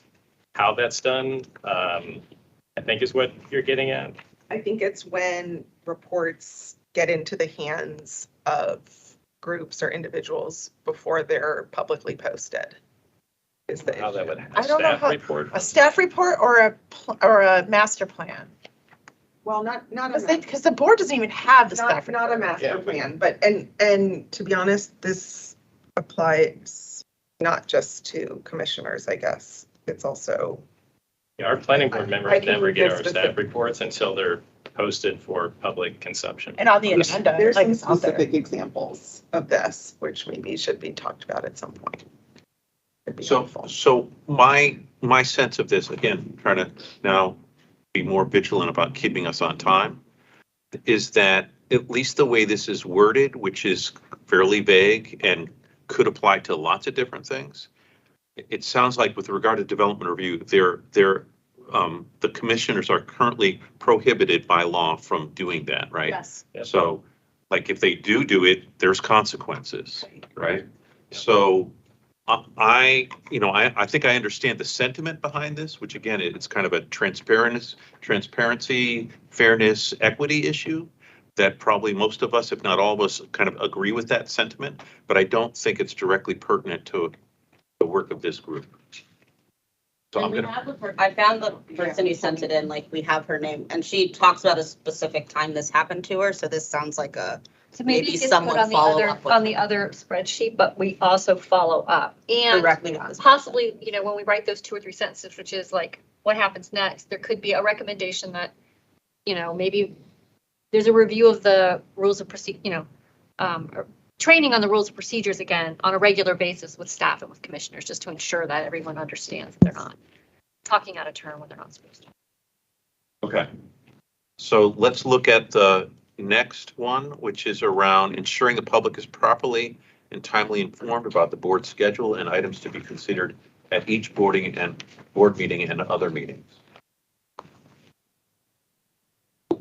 What's the hearing now? So, that deals right with the board agenda getting amended at the last minute. And so that the public, doesn't have enough time to see it and isn't able to appear. I think that's what I remember the letter saying. And recently there have been a lot of changes in the agenda. The testimony that's written around that also just speaks to the time in general, even without the changes. So what is the timeline? The notice? the timeline for being notified about what's on the board agenda. What is that currently? Do we, 10 days. 10 days? If they're asking for more notice, is that possible? Well, that will add time to everything. No, I think what they're asking for is that you can't make a change within the 10 days without. Yeah, it's, Or it's, maybe Without there's what? like, But changes are gonna actually push it. So there's nothing added within the 10 days, but sometimes things are postponed because of a multitude of issues that might come up. And so that's going to actually add your notice time. You're gonna have even more time to look at that and be prepared. So nothing is ever added within 10 days, Not anything regulatory. but things that are not regulatory. I mean, some things, right, but development review is all regulatory. so again, this might be, again, something that is It's important, so, okay, so yeah, but not development review. it's not development So, review, but there's definitely noticing issues, I think, You know, at want to times. address that, you know, the community needs time to know that things are happening. And so 3 days before the planning board meeting, a briefing on X doesn't happen if people feel like. Those come on and off, but they're not development review. Right. I think it's important that Right. we notice that it. Yeah, Okay. because development review has very strict timelines, and that's why sometimes, you know, Yeah, now that I'm reading this again, this is definitely on the policy side because it's very stringent on the regulatory side. Right. And what those rules are very stringent on So the, can we put a pin in this then for, Yeah. to address it separately? Yeah, so I've got it in the notes here and. All right, so, And then I wanted to raise a notice question, which I raised the last meeting. I don't think any of these recommendations address the issue of notice to the BIPOC population. And the comments on that are all in the public involvement title. Public, and so it's particularly a letter from, you know, one constituent, but reaching that population is a different kind of issue. And I think it's very important that we acknowledge that issue and that we make some suggestions to improve the notice. And I mean, there's a whole report that we could bring in from this consultant that was hired over the Thrive Montgomery plan about the lack of notice and what kinds of things need to be done, what kinds of things they did to get minority participation. So I think it's important that we address that. I fully agree that we should address it, and if needed, maybe move up the public involvement in our priority list, but that we should wait till we get to public involvement to talk about it. so Meredith, you're saying that at least one, if not more comments about this currently shows up in public involvement categories, is that right? Yes, it does. I'm fine with waiting as long as we recognize that. Right now, it's 12th on the list, so. But it's not like just general public involvement. It's not like, gee, we just want everybody to come. It's actually notice so that the public knows that they can participate and what the issues are. It relates to the formal notice. Right. So I think that's a really good suggestion to make sure, and we can take a look at whether public involvement category moves up either in this meeting or top of the agenda next meeting. Just so people are aware, I was part of the consultant team that did that report for Thrive 2050. And yeah, there are major issues there that don't just apply to development review. I mean, it applies to kind of everything that planning does, right? So again. But it does apply to development review too, but. Yeah, no, it does. It applies to everything that planning does, right? I think when we get to it, we just need to make sure that we're looking at it with the DR lens and perspective. All right, so thank you, Meredith, for bringing that to our attention. And the other thing that I would say is, and I can't remember exactly where, and I don't have the memo with me, but the memo, I think before it lays out all the things that we need to address, does state the importance of using a racial equity lens in kind of our deliberations. So again, I think that's really important that you reminded us of that. All right, okay. So let's move to intake. And so there were 2 summary bullets there. Implement a specific time frame for the acceptance of an application was 1. limit the review of applications at intake to submission of material, not substance of material. And Pam, I don't know, since, you were the summarizer, if you want to say anything more about each of those things. So some of them are repetitive. These were the two main things. And the only thing, so, I know that Christina will talk about, because when we were rewriting the code, part of this came in the code rewrite, very specific things about what has to get looked at intake. So that it is basically a checklist. I know that what we're hearing, it sounds like, is that some people feel like it's not being treated as a checklist. So that's going to be an issue to talk about. I think if you are not careful, I just recall this from kind of the large discussions we had at that time, the less detailed you are about what you need for intake, you are literally just going to extend that time once the application gets accepted. So you aren't shortening any time, because then you will be accepting things that are less precise. They're going to basically cause the reviewers to need to get more information and spend more time looking at the application. The idea was to be as specific as possible about what you need to have that application accepted, so that when it gets to the review, you've got everything you need in front of you. And it is not meant to be that the intake individual is being an evaluator of the substance of the issues on the checklist, but just that they are truly complete. And I know there's a lot of gray area there. So, Yeah. But that's. So I'd like to talk about. Just very quickly, but it seems like there's a connection between these two bullets in terms of what's being recommended. Yes. So I'd like to talk about just intake team is on my team. So ever since we had the development review retreat and we looked at those items and we made those changes, the next step was to start changing things and trying to make intake a better process. Because, I hear from people a lot about the intake process. And we have made a bunch of changes, although it might not be as obvious to folks recently, because we also have a record number of applications in right now. So I have 1, 2, 3 people that do intake. And so their responsibility is to look at every application as it comes in and make sure that it meets the checklist. It is a checklist.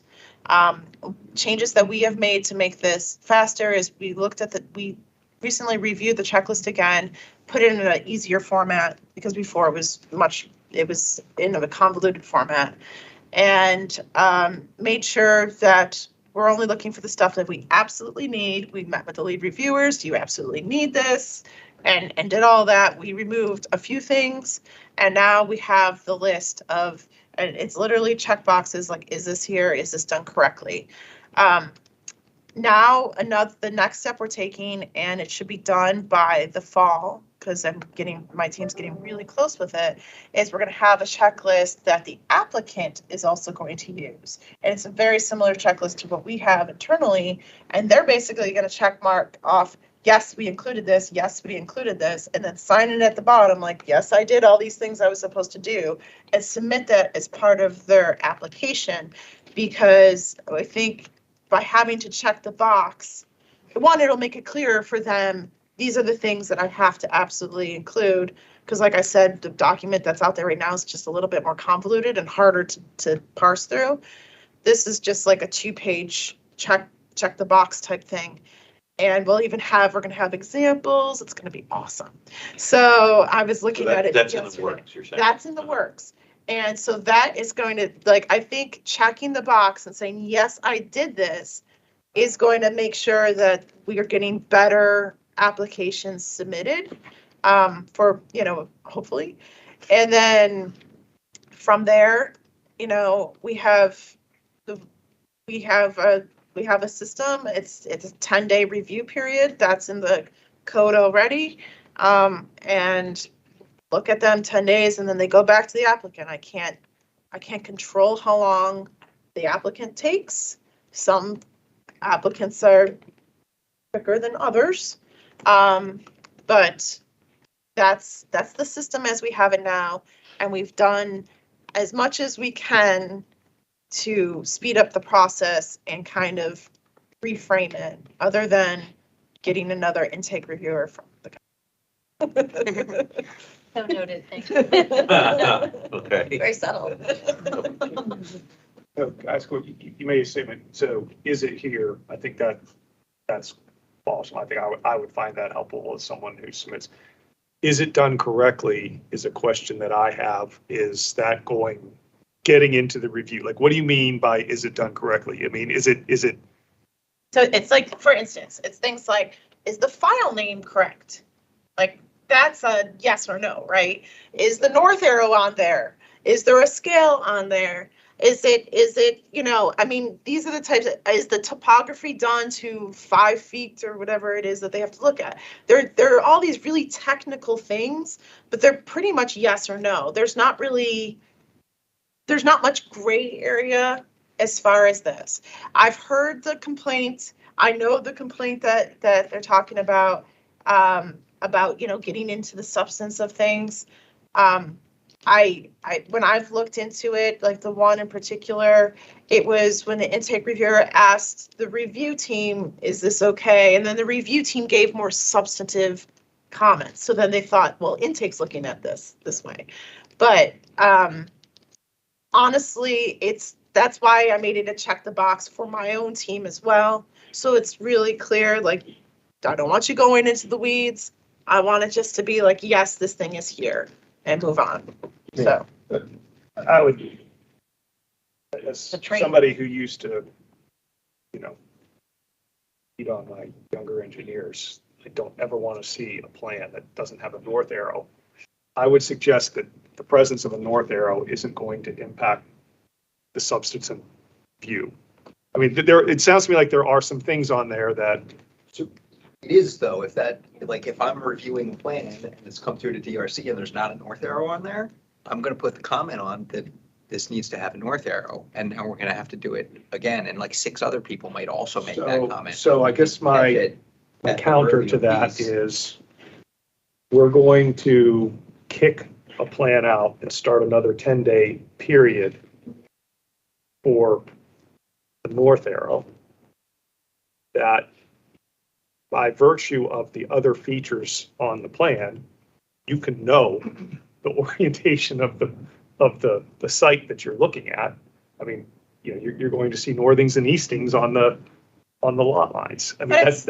But it's a requirement too. That's a requirement, but it's not. Often don't have, like, if the north arrow is not there, the northing and eastings might be as well. And when we end up then needing to do it in the actual plan review in the DRC thing, it's restarting times, it's extending the timeline then, and it's eating up the time, and it's gonna have to be addressed still, After so. 10 days. It's on a checklist when you go to submit. Yeah. Submit what you need to submit to get your plan reviewed. Yeah, I guess I think it's a very trivial thing to kick back a set of plans for. That's not being kicked back, it's just not being accepted yet. Like, you need to. But it you is have being the kicked back because it's triggering to another be- intake process. No, it's not, because it's not accepted.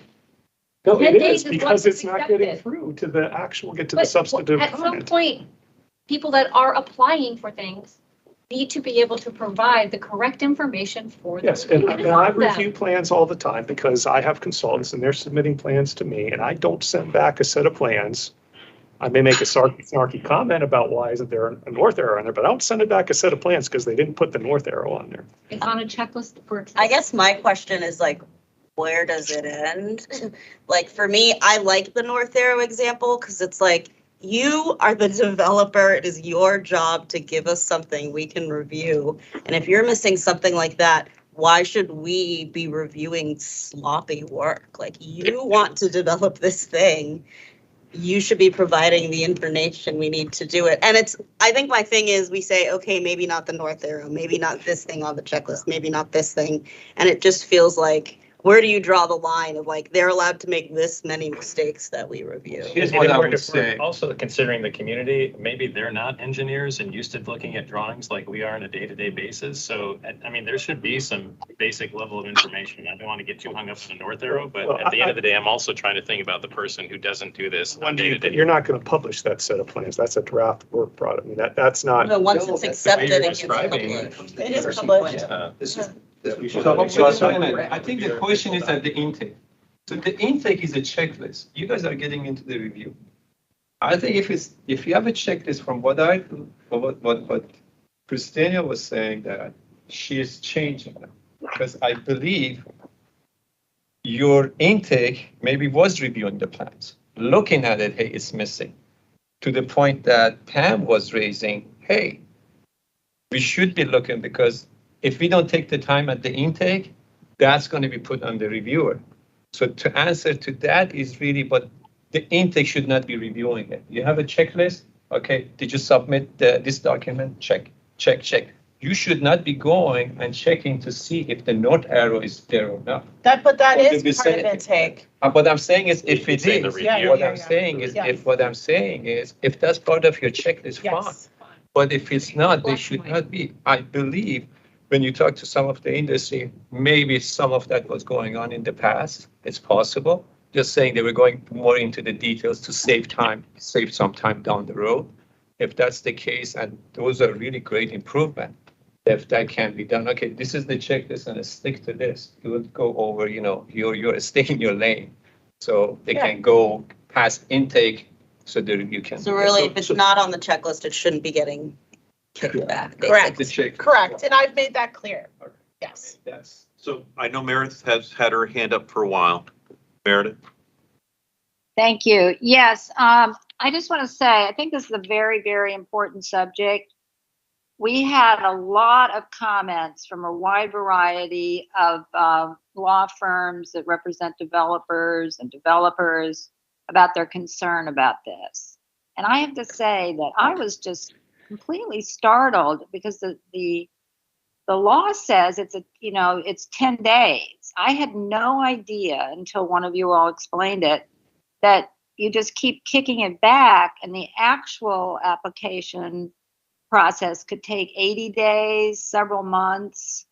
I really think it's a very important subject, because what happens is, and I know you guys are acting in good faith, but those days don't count against the 120 days. And so it could be tempting to try to get things in the very best shape you could, because you're under a lot of pressure for the DRC and getting the staff report ready, but it's not friendly. You say, well, what's the downside? Well, the downside is not every developer in the world wants to spend that kind of time or can afford to spend that kind of time. It's like, it's not welcoming economic activity through development, in my opinion. I can give you just a personal example. We submitted a plan for I think it was forest conservation. We got through the process. We got one comment on the plan, which was to revise a note. And we revised the note. We made the same exact submittal, and it took 3 tries to get through the intake process, doing the exact same thing that was accepted through the intake process the previous time. And so that's frustrating. And I can relate if that's happening to, a government agency that does these all the time. And, if it's happening to developers also, I hear their frustration because I've lived it. So, and I'm still baffled. I don't know why it was one minor text change. And the reviewer themselves was frustrated that they couldn't get the plans to actually review. And this happened when? In the last few months. Well, that's when you reach out to me, Tim. I don't know. I mean, Yeah, I hear the frustration on that, but that doesn't seem like something that changing timeline stuff is going to help. I mean, the frustration on that and the things that, to Christina's point, I mean, I'm willing to say that it sounds like if that's really important and really a frustration, that a recommendation this group might want to make is that Christina needs another intake staff member. I think that is excellent, but I also think that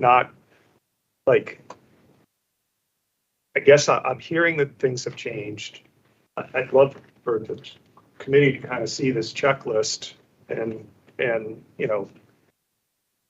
with folks from the private sector to kind of take a look at, because they have professional standards that they have to meet, and they meet them in other jurisdictions. And I'd love to kind of come to a consensus on what's necessary to start a review, and to make sure that those things are, that the information necessary to start a review is on the plans, and that we're not kicking back things for trivial reasons. And I firmly believe that in the example that I cited, it was being kicked back for trivial reasons because even the reviewer themselves was like, all I wanted was you to make a one text change to a note. Yeah. So I want to make sure that we're focused on, in addition to what's being talked about, the two specific proposals on the table here. So, and one of the things, we're kind of in flux here because of the feedback you got from developers at the retreat, you've been in the process of making numerous changes, right? And there are some things like this checklist that are not finished yet. But so it's kind of hard to evaluate exactly what to say here because internally you have some idea what that checklist looks like, but external for this group as a whole does not. Maybe it would be helpful sometime before September 13th to just circulate the draft of that. What I'm hearing is I actually don't want to do that, Okay. Steve, because the checklist is what my reviewers are telling me they need. It's what's required by the law and what the reviewers need to do their job. So I don't want us to sit here and like nitpick a checklist that reviewers are telling me they need to do their job, Gary. Well, I just want to chime in because process is a key part of this title because these two items, to start voting here, yes and yes. But the checklist is a big help. But again, that's, and that's going to keep evolving as we go. But we have clients that, oh, you intake, you submit, you're done. Well, no, it's a process. And the 2 months or whatever it is we submit plans, go by the checklist, comes back in 10 days. Shame on us if we don't have a north, et cetera. That's just, and I know there's, maybe it's a homeowner or whoever else, that's it covers a broad range. But if we get miscellaneous comments and we have to touch up the plans, that could take 3 10-day periods, Yes. which takes time. But then in addition to that, once you get that initial review, they confirm the fee. You got to write a check and bring the fee down. You got to bring the signature, the wet signature. Maybe we do electronic signatures. The wet signature down to Park and Planning with the application. That's the next step. And then from there, once the plans are good, you got to do your mailing and post your signs, and that takes some time. And then from there, once everything. Notice, by the way. We just noticed, yeah, but it's this intake, because people think intake is just submit a plan, you're done. Yeah, it's not. It's a process, and I know it's all on the website and stuff, but that's an education and notice, because, it could take 2 months, but the plan may be squared away, but you're still doing the check, you're still doing the posting the signs, doing the mailing, then you get accepted. So it's a process, and that's where I think some of the frustration is, but I think those are all key steps to the process, particularly with the notice and, And we also have to get paid to do our work. You know what I mean? Like all this stuff is important. Yeah, let's waive the fees too, by the way. So I want to go back to the first proposal here, which is implement a specific time frame for the acceptance of an application. Have we addressed that here in terms of what, like a specific time frame? It already exists. I'm guessing what this is saying is the fact that it's 10 days, but it could start over and it's 10 days. But I don't know. Hearing all this, and I'm just not sure there's anything. I think it sounds like everything Christina's team is doing is the solution already. I'm not sure what. And I think maybe else we can setting add to that. expectations, because if you assume 2 reviews, that's 20 days, 2 times 10. Except for But- that's not including the applicant's piece Right. too. So you're about at 30 days there. And that's where I'm going, Yeah. because by the time you do post the signs, the mailings, intake is really 30 days best case. Average is at 45 days. And there's, it's all the what ifs in there. But it takes time to do intake. My fear of okay, you have to do this in 60 days or you have to do it in 45 is what doesn't happen or what gets less than perfect attention or whatever to meet a deadline, right? I mean, I don't, and then that might just spill over into, again, the time will get put on during the development, like the review process, because that inefficiency or that, incomplete thing to meet the intake deadline, it just gets pushed to a different time frame. It's not. And there's already interim steps, because once we get, the okay to do the mailing. Forget what it is, but you have 5 days to do the mailing. Yeah. So that's, You there's you have your steps, timeframes. there's steps in there already, but it's maybe setting expectations with how that works. Because I know a lot of people, clients, well, I'm just submitting the plan. No, it's a process and it's gonna take 2 months or whatever. But does the checklist outline, for example, all the things that you also have to do, like public notice and the timeframe? Yeah, that's all on the website right now, but again, when people. Is it in the checklist that you're talking? Because part of what I'm thinking about is if I'm a new developer, never done anything in Montgomery County, or I'm just new to like developing a much smaller site, am I going to even know beyond meeting kind of all the checklists what intake actually requires, right? You're talking about the process, right? And that it's not just, oh, my Just submitting a application's in, plan I'm with or done, without a right? north arrow, yeah. I mean, it's essentially, it would be, I think most of it would be encompassed on the checklist.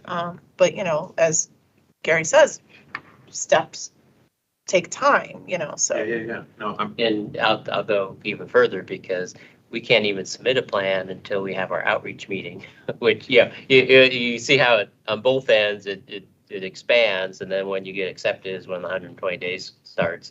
That's, you know, next step for another process, so. I will add another thing too, is like our most recent e-plans upgrade, which is it's been around now for months, but allows, or at least actually maybe over a year now, because I remember this coming up at the DRC retreat, but it allows multiple people to be in there from the applicants team. So I think a lot of times what I hear, you know, I'll get applicants contacting me being very upset, you know, this is taking so long and I'm losing money. And then I'll look, and of course, this is not Gary and his team at all, but. Or Gary had the comments a week ago, Where they've had it for 30 days, you know, and so because there wasn't, you know, a lot of times the applicant themselves, they don't have the visibility because they give the access to the engineer and it's the engineer work in the process. They think that they don't fully understand where it's being held up. Yeah. I'm not saying we never hold it up because that's not the case either, but I'm just saying. Process too, that back and forth. Back and forth, Both parties in the and mix, yeah. you can see it in there now. And so whenever I get those, I take it, I send them the workflow process because you can see the back and forth there.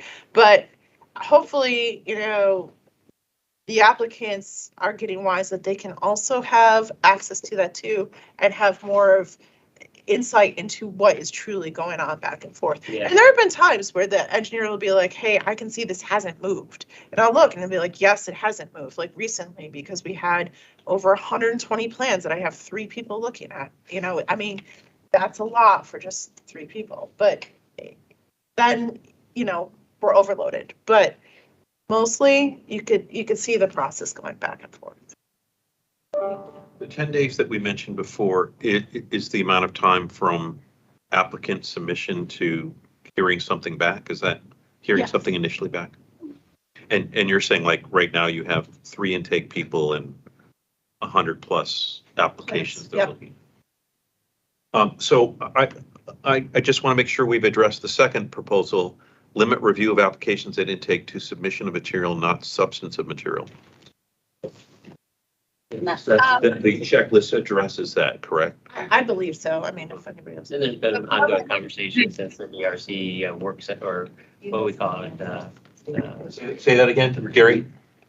There's been ongoing improvements because there's been dialogue back and forth, and then the retreat that for DRC, and probably not bad idea, you know, another one of those, whether it's this year or next year, but yeah, again, to keep that moving forward, because it's just that whole group talking back and forth between the park and planning and then the private sector is always helpful to, you know, improve it, so. Meredith, do you have a comment? Yes, I do. Thank you.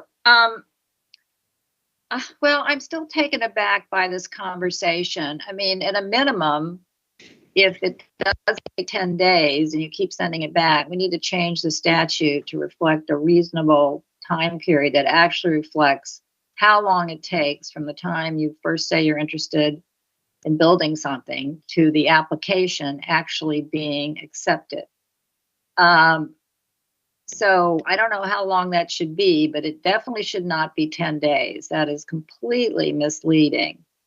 And also, as you, Christina, just acknowledged, I mean, developers are surprised by it too. And it creates I mean, it's a great situation for people who know the system and they're familiar with it, but attracting new developers, something's got to give here. We need to change this process. I mean, and then we can't see the checklist. I don't understand that. I mean, if you don't have any public document that explains what everybody's supposed to do, then it's kind of like a administrative procedure that's sort of hidden, you know, and nobody can quite understand it, and you get things returned because you didn't put your north arrow on. As I understand it, Meredith, there is something that developers are looking at now, and they're simultaneously, planning is involved with creating this new 2-page checklist to kind of streamline things, simplify things, and it just hasn't been rolled out yet. Is that correct? Right, right. So it's Well, not then that. give us, I'm sorry, but we should see the checklist, either the one you're using now or whatever you can show us of how you're going to change the one you're using now, because otherwise we're just flying blind. I mean, we can't really address the many concerns we heard about how long this takes if we can't see how you actually do the process. It's not my impression that the work group will get into the weeds of the exact recommendation, like we think the checklist should include X, Y, or Z. I think the goal of the work group is more to say, we believe there needs to be a checklist that needs to not be a subjective review. It is a slightly higher level, like where do we think this is headed? And then it's up to the council, the executive, the state delegate, the agency, whatever, to sort of look at those recommendations as the group moves forward. I mean, I don't see us in anybody's wheelhouse going into the details of, you know, what they No, do. we don't have to redo the checklist, but we just need to understand why it doesn't really take 10 days. Well, there's a I- whole reference Longer. guide online right now that you can look at, Meredith, if you want to delve into it. Everything on how to submit an application is all in one spot, including our checklist for each of our Everything's plans. online. It's there, and that was done in collaboration with the our sister agencies here to make sure that every agency had the information necessary to complete a review for that specific application. Hey, Christina, do you have an approximate timeframe for when the new checklist might start getting used? Yeah, I've said the fall, but I mean, it's probably just a matter of a couple of weeks away at this point. I looked at a pretty good version of it yesterday. So I think at a high level, to the point that Pam made, you know, it's this notion of the need to have to ensure we have a checklist that's kind of streamlined, simplified, clarified, so the applicant is crystal clear up front what they need to submit in order to get a more timely acceptance of an application, right? But the devil's in the details, and you know, you'll need to roll it out, and then I'm assuming, like probably anything else, you'll see what works, what doesn't, what else might be needed, what's not, you know, and it's kind of a ongoing process improvement, right?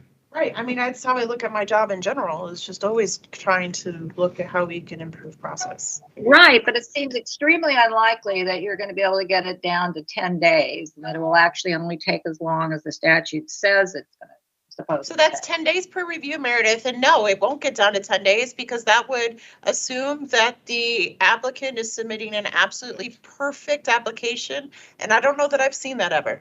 So. Yeah, and that's one step in the process, But not the whole process, Right. which is. But the point is, you're supposed to accept it before it's completely perfect. No, I'm not. It needs to be complete for me to accept it, which means that it needs that all of these items that they need to submit need to be there. Well, then we just wouldn't do intake. We would just accept it. Right. I mean, they just submit what you're going to submit, and And then So you spend 2 months perhaps- trying to figure out if you have what you need to review it. But I think to Gary's point, perhaps there just needs to be clarification, especially for newer developers, on that state law may say 10 days, which really is just whatever your initial application is, it will be reviewed and you will get feedback and a kind of a yay or an initial nay. And you may so if the misunderstanding is, oh, I'm going to submit and 10 days later, I'm on to the next step. Maybe that's where the misunderstanding is. I don't know. Christina, you can correct me, but doesn't the statute say 10 days to accept a completed application? Like, how does it something like that, technically yes. read? I don't think it says a reviewer will get to your application on day 11. Like in the statute, I think the language says what that 10 days means. And a completed application is abiding by every single thing on a checklist. But just for example, Lurch and Early wrote on this too. Intake process at Park and Planning. The intake process has been taking entirely too long. Recently, some applications have taken more than 4 months to move through intake. Although it does seem to be improving with new staff and a focus on improving the process, it still appears that intake staff are being asked to review application materials far too substantively. They seem to delve into the content of submitted documents as opposed to simply checking to see whether those documents have been submitted. And then they give examples.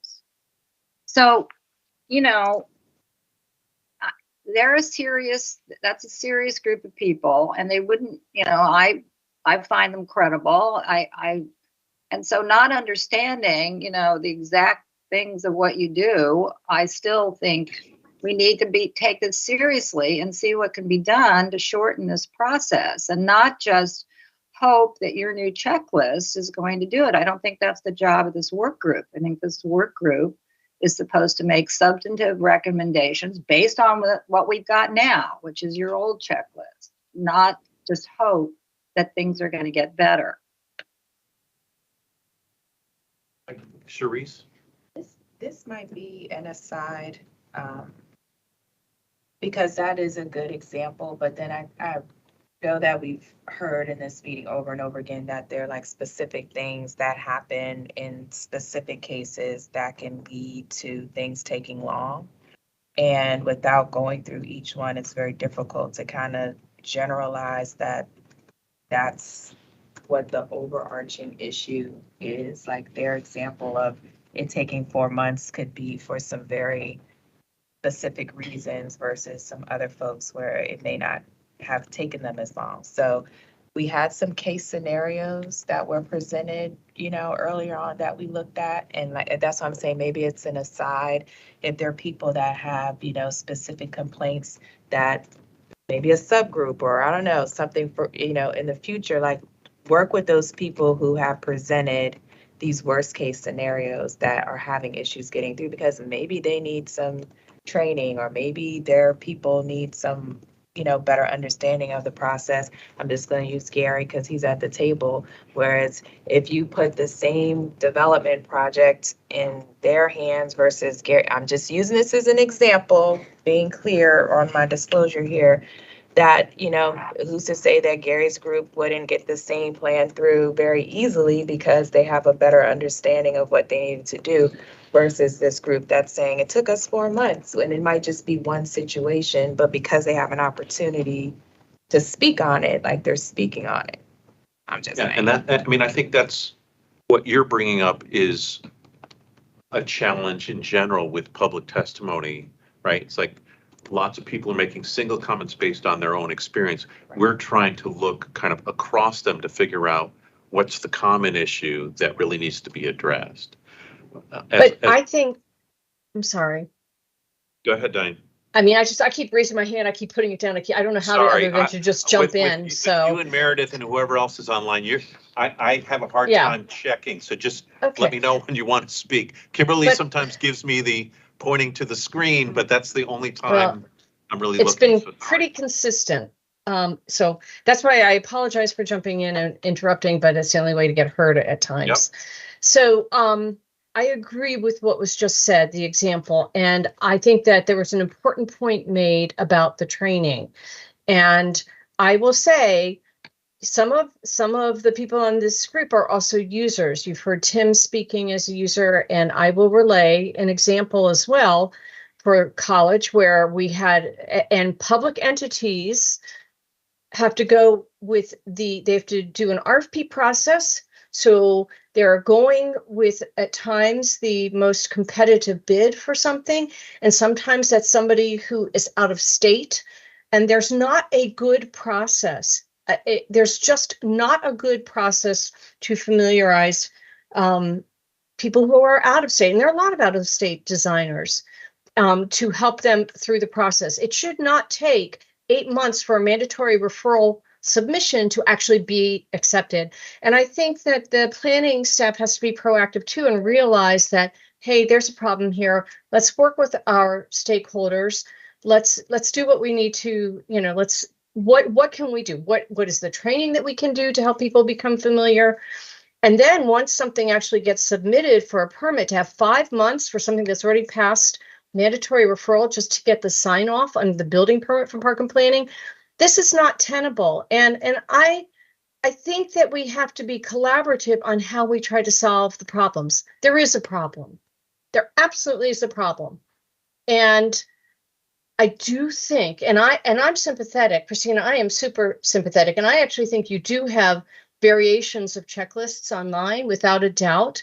But I think that as complicated as it is for all of us talking about it, training, which was just mentioned, I think, was it Cherie's mentioned it, is something that would be really helpful.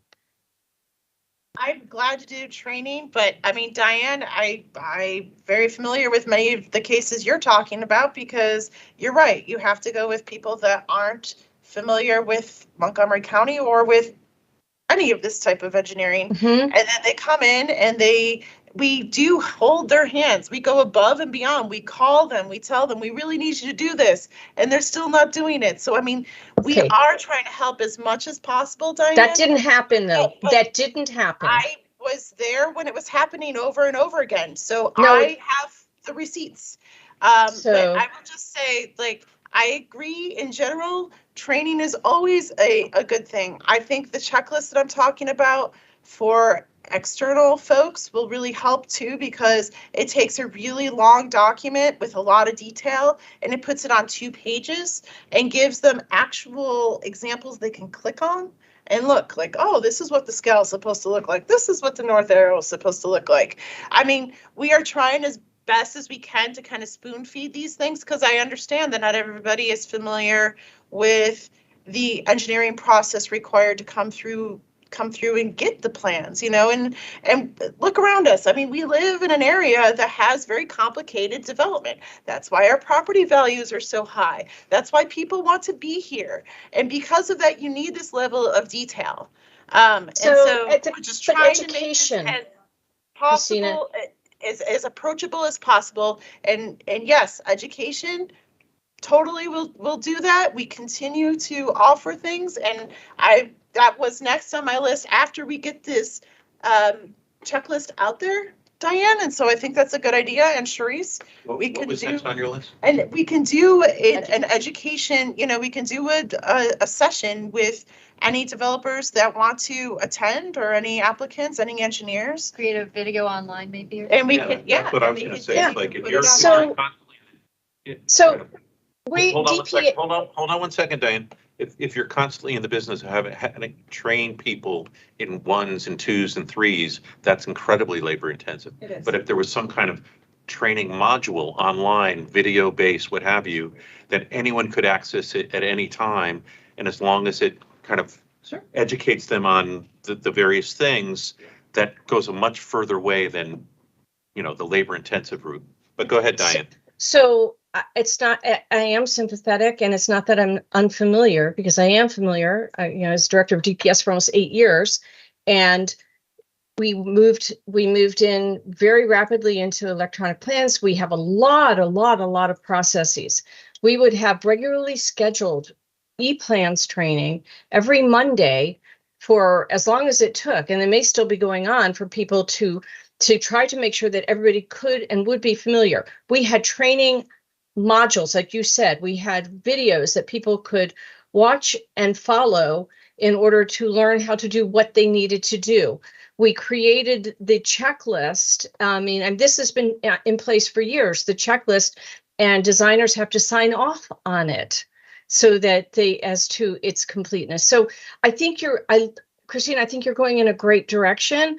And please, I know it's hard to sit in your chair and hear these conversations, and there's plenty of blame to go around. No doubt about it, including the example that I gave. But there was still what I think I can own for the situation that I'm going to. I think that our designer could own some of it, but a huge amount was also on park and planning. And frankly, the failure to sign off on the plans that were then submitted for 5 months was really not excusable. And that ends up, just for everybody to understand around the table, that ends up in change orders to a public entity, not in 10,000, 5,000, we're talking hundreds of thousands of dollars because of the delay that results from that. So Meredith, I see that you have your hand up. Yes, I just want to say briefly that I believe this is a factor in our being considered not competitive with other jurisdictions. Because, I mean, this is just so off-putting for something like this to take so long and to be so, not just, it's more like details like how you would print a brief for the Supreme Court or something, which has very, very strict rules, as opposed to getting the substance of what you need and moving forward because you're pursuing a goal of, encouraging economic development, and you have the experience to know when an application is good enough to get the job done. So I mean, clearly this is a big thing. What I'm hearing so far in terms of things on the table. So rolling out the checklist this fall is going to be really important, right? And it, no checklist is perfect, but it sounds like it's a important upgrade from what has existed back in 2022 and earlier. Second thing I'm hearing is around the importance of clarity, especially for new applicants, around what the 10 days in the statute actually means and what's a more realistic time frame to be thinking about with regard to intake, so that it level sets expectations.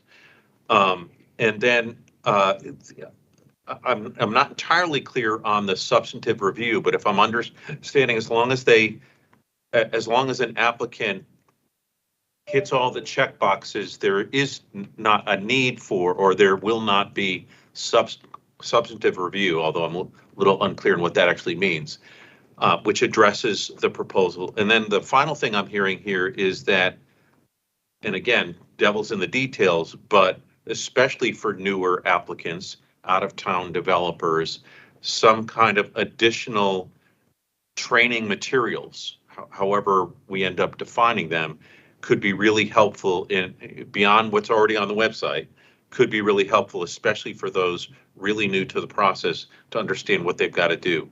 Now, I'm guessing that still doesn't address some of the concerns, Diane and Meredith, that you're raising, but I'm not sure how much further to go on intake.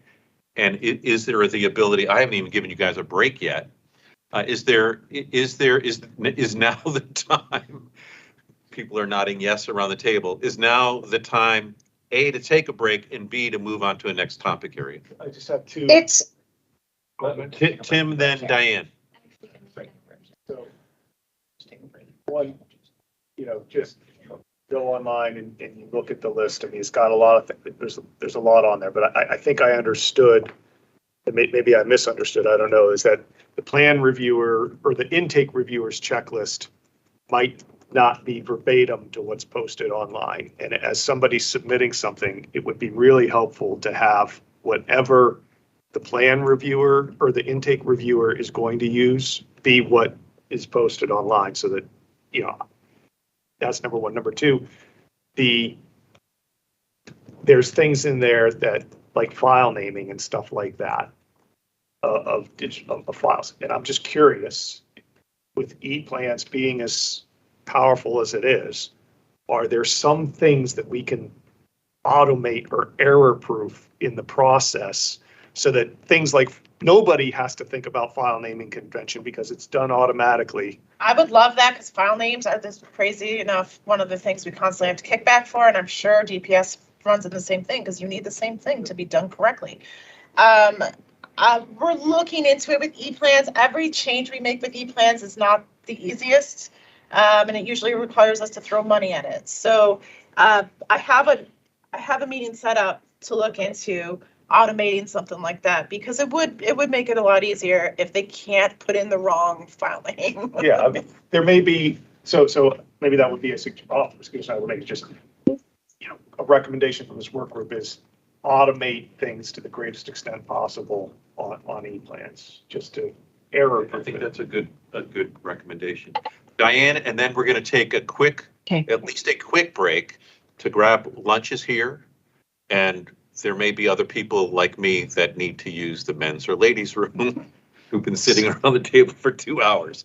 So, Diane, final word before we go to lunch. So I love Tim's suggestion, and I mean, even if it means throwing some money at it, even if it means that you need to put on additional staff, I mean, that's how part of managing towards solutions, which I think that we should look towards and consider.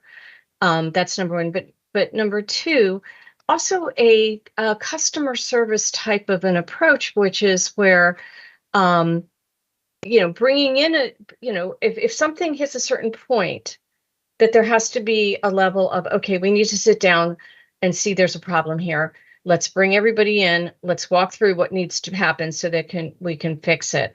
And I think that, and this is really more of a suggestion. I think that on the, I think I saw it somewhere too, but that having something where if you see something as a problem and you're just dead in the water, then okay, we have to get the owner, the developer, let's get people together and let's solve what's going on here, because it would be critically important, I think. And that was the only point that I want to make. Well, actually, it's not. I do want to throw out too that we are not talking. The other issue is that where are we imposing requirements that really are unnecessary? So if you're doing a renovation of a library and you're disturbing 300 square feet of property, do you really need to have to, when the state law would clearly have an exemption under forest conservation, do you really need to then at the nth hour have to apply for an exemption? Because our law, the county law, is written a little bit differently. And I think we should look at that. Not now, but put it on the parking lot Yeah, she's list. talking about forest conservation. We're not going to go down that road, Diane. Okay. Okay, no, parking lot list. You got 30 seconds. 30 seconds. All I was going to say, I mean, the checklist is pretty extensive. I mean, it's like a lot of items. I don't know, and you may have already done, to look at it, or based on the feedback that you got, to look and, is that checklist all the items that you are required? Can you streamline some of it or eliminate some of them? Because it's We did, and so we've had a couple of meetings internally. Hey, reviewers, what can we remove? We removed a few things, but it's still, yeah. Still a lengthy list. Yeah, most of them are in the code. Yeah. Yeah. Okay. Let's take a 8-minute break. Is that reasonable? Let's discuss. We know the drill, but I'm gonna say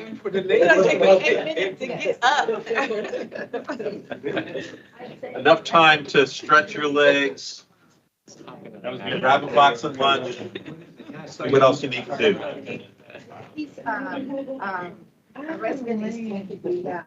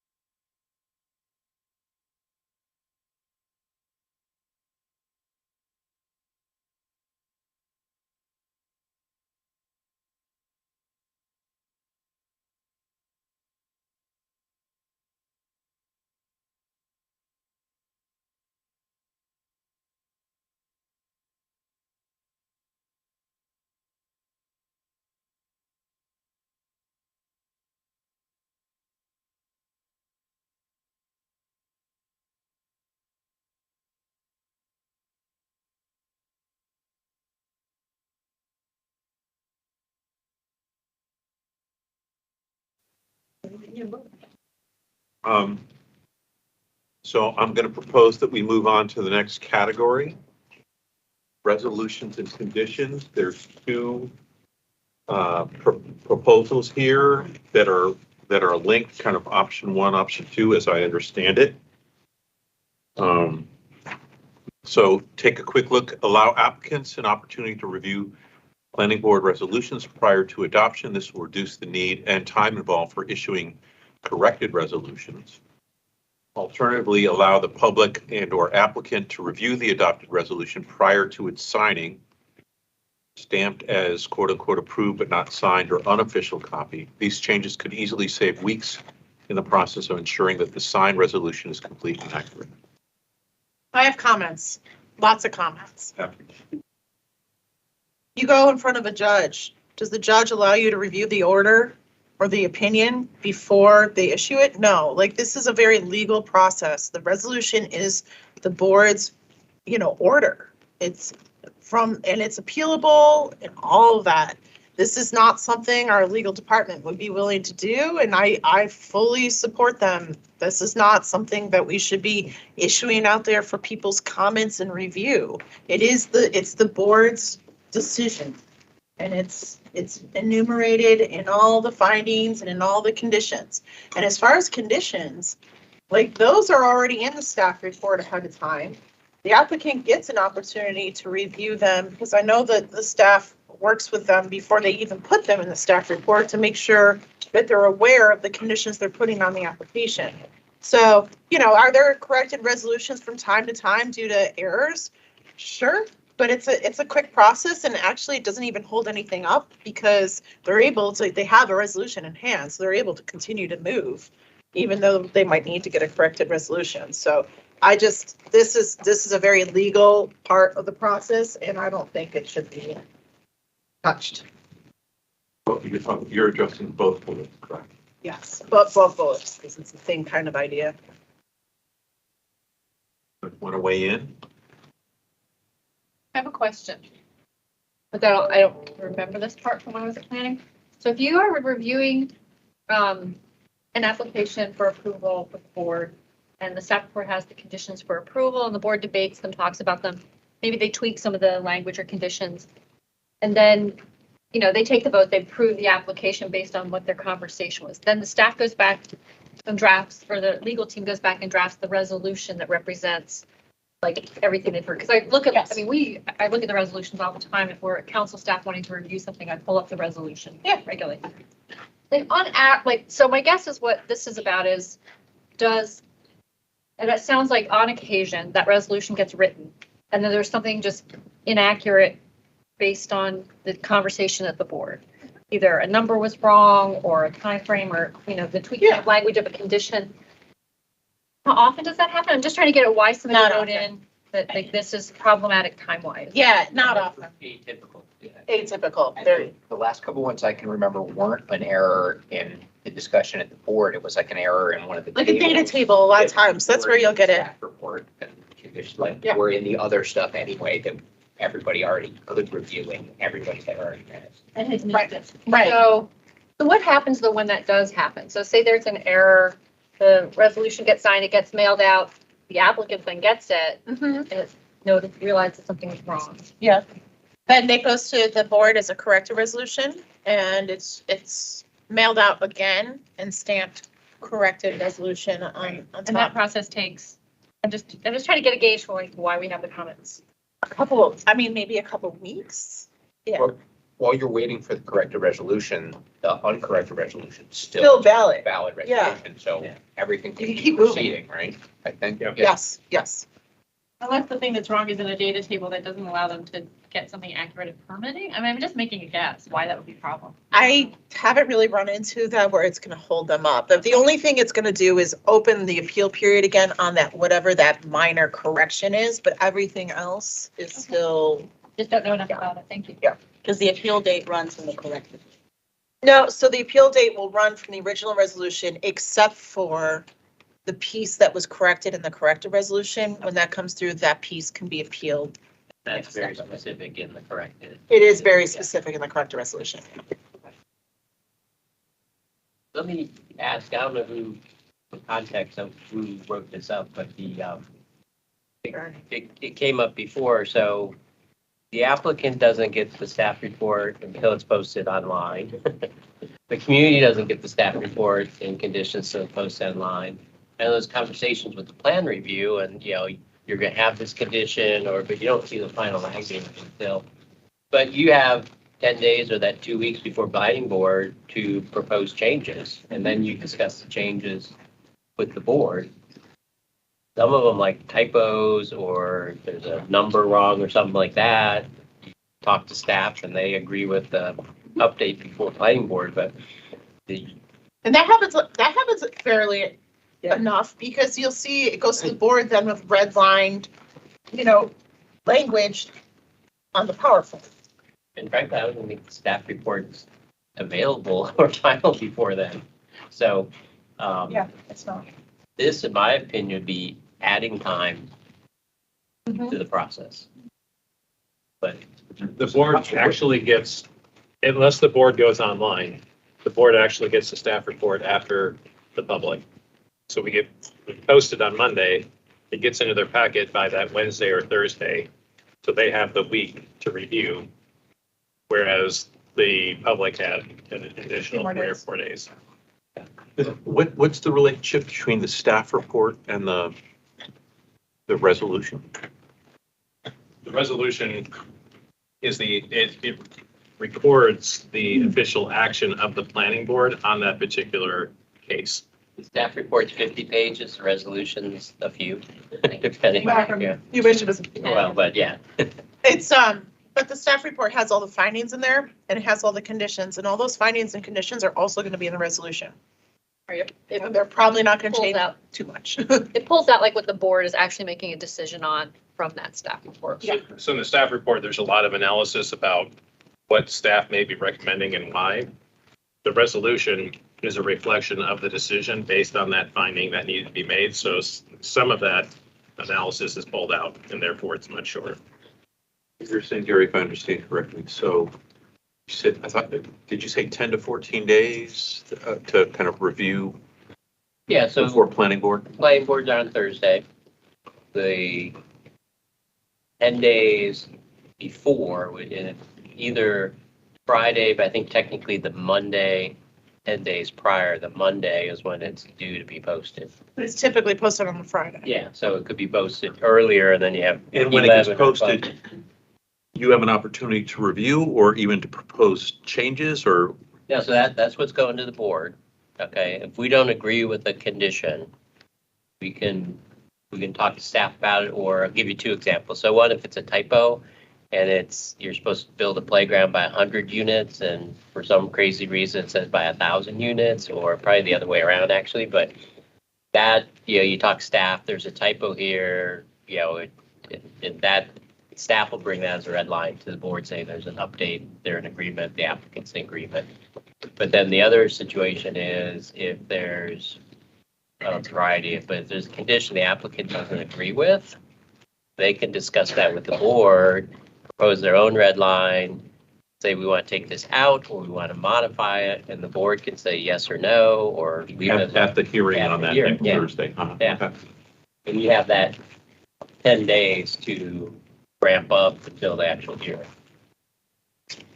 So if I'm, again, just looking to accelerate, and then I can go to you, Amanda. It sounds like we're saying any additional changes being considered here would potentially add time. We're proposing to kind of maintain the process as is, and to your point, Gary, for the 2 types of examples you gave, there's the opportunity to either talk to staff or show up to the planning board and attempt to make corrections. Correct. All right. Amanda. Is there a policy, because I think the community relies very heavily on those staff reports, and it's hard to read, the technical plan. So those staff reports are very helpful to sort of put some things more in plain language and to pick out the most important visuals to go along with it. So once the staff report is posted and folks have had a chance to look at it and read through it, Is there a policy for comments that you receive leading up to the planning board hearing? Are those, because I've seen it done different ways, but I feel like maybe it's been over time, there's been a shift. Are those posted as correspondence on the agenda now as sort of like standard practice? They're supposed to be attached to the staff report. As an Yes, attached. yes. Okay. And then testimony received, I mean, well, That goes in. Yeah, separately. okay. Because I think that maybe didn't always used to happen, but I feel like it's been I see it more and more that there's an attachment. It's supposed. Okay. So that's something that goes with the staff report to the board. Yes. Okay. So I'm going to propose we move on. Woohoo! All right. You want a bathroom break, guys? Yeah, exactly. I mean, we need to schedule like 3 bathroom breaks. All right, so we're going to move next to certified site plan. 2 recommendations here. MNCPPC should set a time within which it must certify a site plan, suggest 45 days, allow for filing of certified site plan before applicable resolution is mailed. I have a comment, Meredith. Yeah, I didn't want to say a word about the resolution because we were doing so well, but this raises the resolution in this context, just timing. And as I've said in smaller meetings, I think it's a good idea to do a timeline of these different, of when different things are due. And the resolution right now has to be approved before you can have the certified site plan. Rather than this idea of allowing for filing of the site plan before the resolution is mailed, I would suggest that we get a firm deadline for the resolution, for the approval of the resolution and the mailing, because I think I've said in other meetings, that is what the council has already done for their expedited procedures for biotech and now for the new multifamily housing. And it just makes sense to me to do the same thing for the normal process. So it sounds like she's taking us back to the one we thought we were just done. So you're not talking about certified site plan right now, Meredith? Yes, I am. I'm just saying, I agree that there definitely should be a deadline, but I also think at the same time, there should be a deadline for the resolution too. And the resolution, it has to come before the certified site plan. You have to have an approved resolution in order to get a certified site plan. Rather than change that, I would just have a reasonable deadline for the resolution, which in my mind, I would just track what the council's done in these expedited processes, which is 7 days after the board decision. And then for certified site plan, I don't know exactly what a reasonable amount of time is, but 45 days certainly sounds reasonable to me. All right, so I want to go back. I'm sorry, there is a time for resolutions already. It's 30 days. It's in the code. After board decision? You're saying? Yep. Planning board must issue a resolution reflecting its decision within the 30-day time period unless extended for up to an additional 30 days.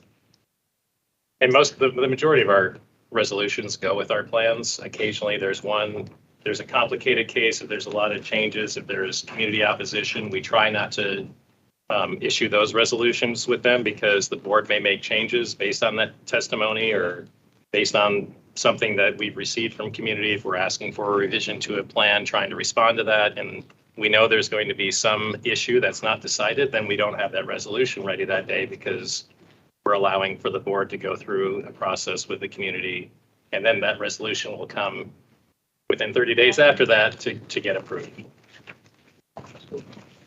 You're saying most happen well within 30 days. Right. And Meredith, you're proposing a specific number of days earlier than 30. Yes. 7 days. I know that the board has also tried to issue the resolution with their decision, have the resolution attached with the staff report. so they can approve both the staff report and the resolution at the same time. But I'm not going to propose that as something to be codified, but that's also a very good development. It seems that if we have two processes where we've called them, special reviews for expedited review related to biotech and the signature business headquarters. I mean, it seems like they become less expedited if everything gets the same treatment for resolution. But there's a difference between 7 days and 30 days. So you either can stick to 30 for everything. Is there any possibility you would, for streamlining purposes, change it to 21 days or change it to something else? I'm just asking. You can say it just tends to work fine at 30. This isn't a problem we've been hearing about. I don't know. This isn't really a problem we've heard. Was it in the testimony? No, I didn't It see was that. only about these these incorrect things. There was no other bullets about wanting to put a time frame on resolution. Right. Well, the fact that they're asking to get the certified site plan before the resolution has been dealt with suggests they've got, whoever made that comment had concerns about the timeliness of the resolution, and so doesn't want to be tied to that, having to wait. Well, I mean, yes and no, Meredith. For me, it's like, if you can submit your certified site plan before your resolution is out, that's just saving you more time. Even if the resolution is just a week or two, you still save that week or two. I just think that that doesn't necessarily mean they have an issue with the time the resolutions are taking. They're just, if you're going to streamline a process, you're looking for concurrent processes. Yes. So that could be the alternative, and rather than changing from 30 days for the Right. resolution deadline to look more, look at the concurrency here and say concurrency is a good thing. We've been trying to achieve it in other pieces of the process. Can we do that here as well? Are we now talking about certified site Yeah, plan? yeah. Okay. We're back to, can we do filing of a certified site plan before the resolution? It sounds like that's acceptable. Not going to cause problems, and it will allow efficient concurrency. Well, I don't know what the relationship is between the resolution and whether that has anything that would affect the site plan. You have to have the resolution on the certified site The plan. resolution is included as part of the certified site plan. So that's why right now it's required to. We can start reviewing them ahead of the actual issuance or approval of the resolution, but we can't approve the certified plan until that resolution is mailed and approved. So what would Okay. they be if they don't have? Here's the other, sorry, there's one nuance to that 30 days also. There's a 30-day appeal period from the community that allows due process for them if they still object to the plan, that they have their process after the fact. So I would see Robert hesitate. Cronenberg has raised his hand just since. Yeah, Steve- I was almost done. And so rather than cut the community process off ahead of time, it would still allow that 30-day appeal period before certifying those plans. So I think if we're still obviously interested in the community and their process, those time frames are linked up intentionally with law. The appeal process is appealing the resolution that's been made. Is that right? Okay. So, Sorry, Robert, go ahead. yeah, Robert, So Steve, can you hear me? I can, yeah. Okay, good. I was going to just say the same thing Patrick was going to say, in that we typically don't get the certified site plans before a resolution's been issued. But if we do, the first thing we're going to ask for is that it be put on the plan. And just keep in mind that the resolution, all the conditions are used as our checklist, both for the consultant and for us, to make sure that what's being conditioned on the plan is showing up on the certified site plan. And I think the appeal period is kind of critical, because most consultants don't submit it within 3-4 weeks after the application's been approved by the board. Some do it ahead of time, and we can start the review. And I don't think that's an issue. But most do wait until that appeal period's done. You're saying if planning received a site plan submission during that 30 days, you could start reviewing it, even though, Yeah. Sure. We just don't want to wait to approve it because the resolution Right. still has a 30-day appeal period. So Okay. we need to wait for Right. that to run out, so the community still have their full process. Then we can approve it. I ask two just simple questions. I mean, when I, for example, post something, I send it over to county council. I also am responsible for developing a draft resolution. And it's part of the packet, right? I don't know if that's something that could kind of get to addressing both of these comments in one fell swoop, if like a draft resolution was there. Now, sometimes it changes because they deliberate in real time and they make tweaks. Council does, the planning board does also. And you might be able to, but at least gets to the first question that people were saying, can we post the draft resolution somewhere? And also the work is done, it's ready. And if nothing changes, then all you're doing is waiting for the 30-day clock and printing it outside. I don't know if that's an option. That's what we do. That's the what you majority of do. our cases. That's what we're doing That's, right now. yeah, the draft resolution is what goes to the board when the board adopts resolution. So whether that's happening either at the same time of the plan or That's a the great week suggestion. after, which is more likely, that's what it is, yeah. I mean, and I would think as a community member, you'd have mixed feelings about that, right? Because if you're seeing a draft, people sometimes feel like something is already a foregone conclusion, that they already agreed to this, or it's gonna be hard for me as a community member to get them to change this. So I like the idea that it might come with it if it's non-controversial, or it might come a week later, especially when the community's come to the table and said, we really want you to listen to X, Y, and Z. I think that's That's precisely Exactly. why, exactly. So I have a second question though. I'm just curious, because sometimes you got to ask why. Is it a legal requirement to have the resolution on the plans? Or is it just for like the convenience of the person reviewing the plan to certify it? Like why does the resolution Well, have to be on the plan? I'll tell you something, whether it's a legal requirement or not, from an enforcement standpoint, DPS. down the road, you Okay. really want it on the plan because that's where everything is. It makes it really visible for the inspector, what all the requirements were and everything. There's often a chunk of things at the end of the conditions in the resolution that need to be added to the certified site plan, like that maybe aren't showing yet. And like the certified site plans that I need to weigh in on for park stuff, there's often something in there. And so you're gonna need to make sure that the resolution's done so that you're saying this thing that the resolution said is on the certified site plan is on the certified site plan. So you have your certified site plan, right? You have can your do all that certified review site plan. prior, but But at the same time, the resolution is really the Bible for us as far as the trigger points prior to issuance of building permit. How many you can issue before you have to have so much amenities or everything else. Issuance of UNO is all depicted on that resolution. It's not on the site plan. So for us, that's something we need. That's why we always ask, we want to have that certified site plan, signed, approved, and the resolution. So if it's all in one place, it's a lot simpler for us. so let me ask, so the second proposal is allow for filing of the certified site plan before applicable resolution is mailed. As I understand it, that is allowed now. Is that correct? That's correct. I don't know if it's like officially allowed or not, but I mean, that's certainly something we can do, yeah. Okay. Yeah. You have it ready. Yeah.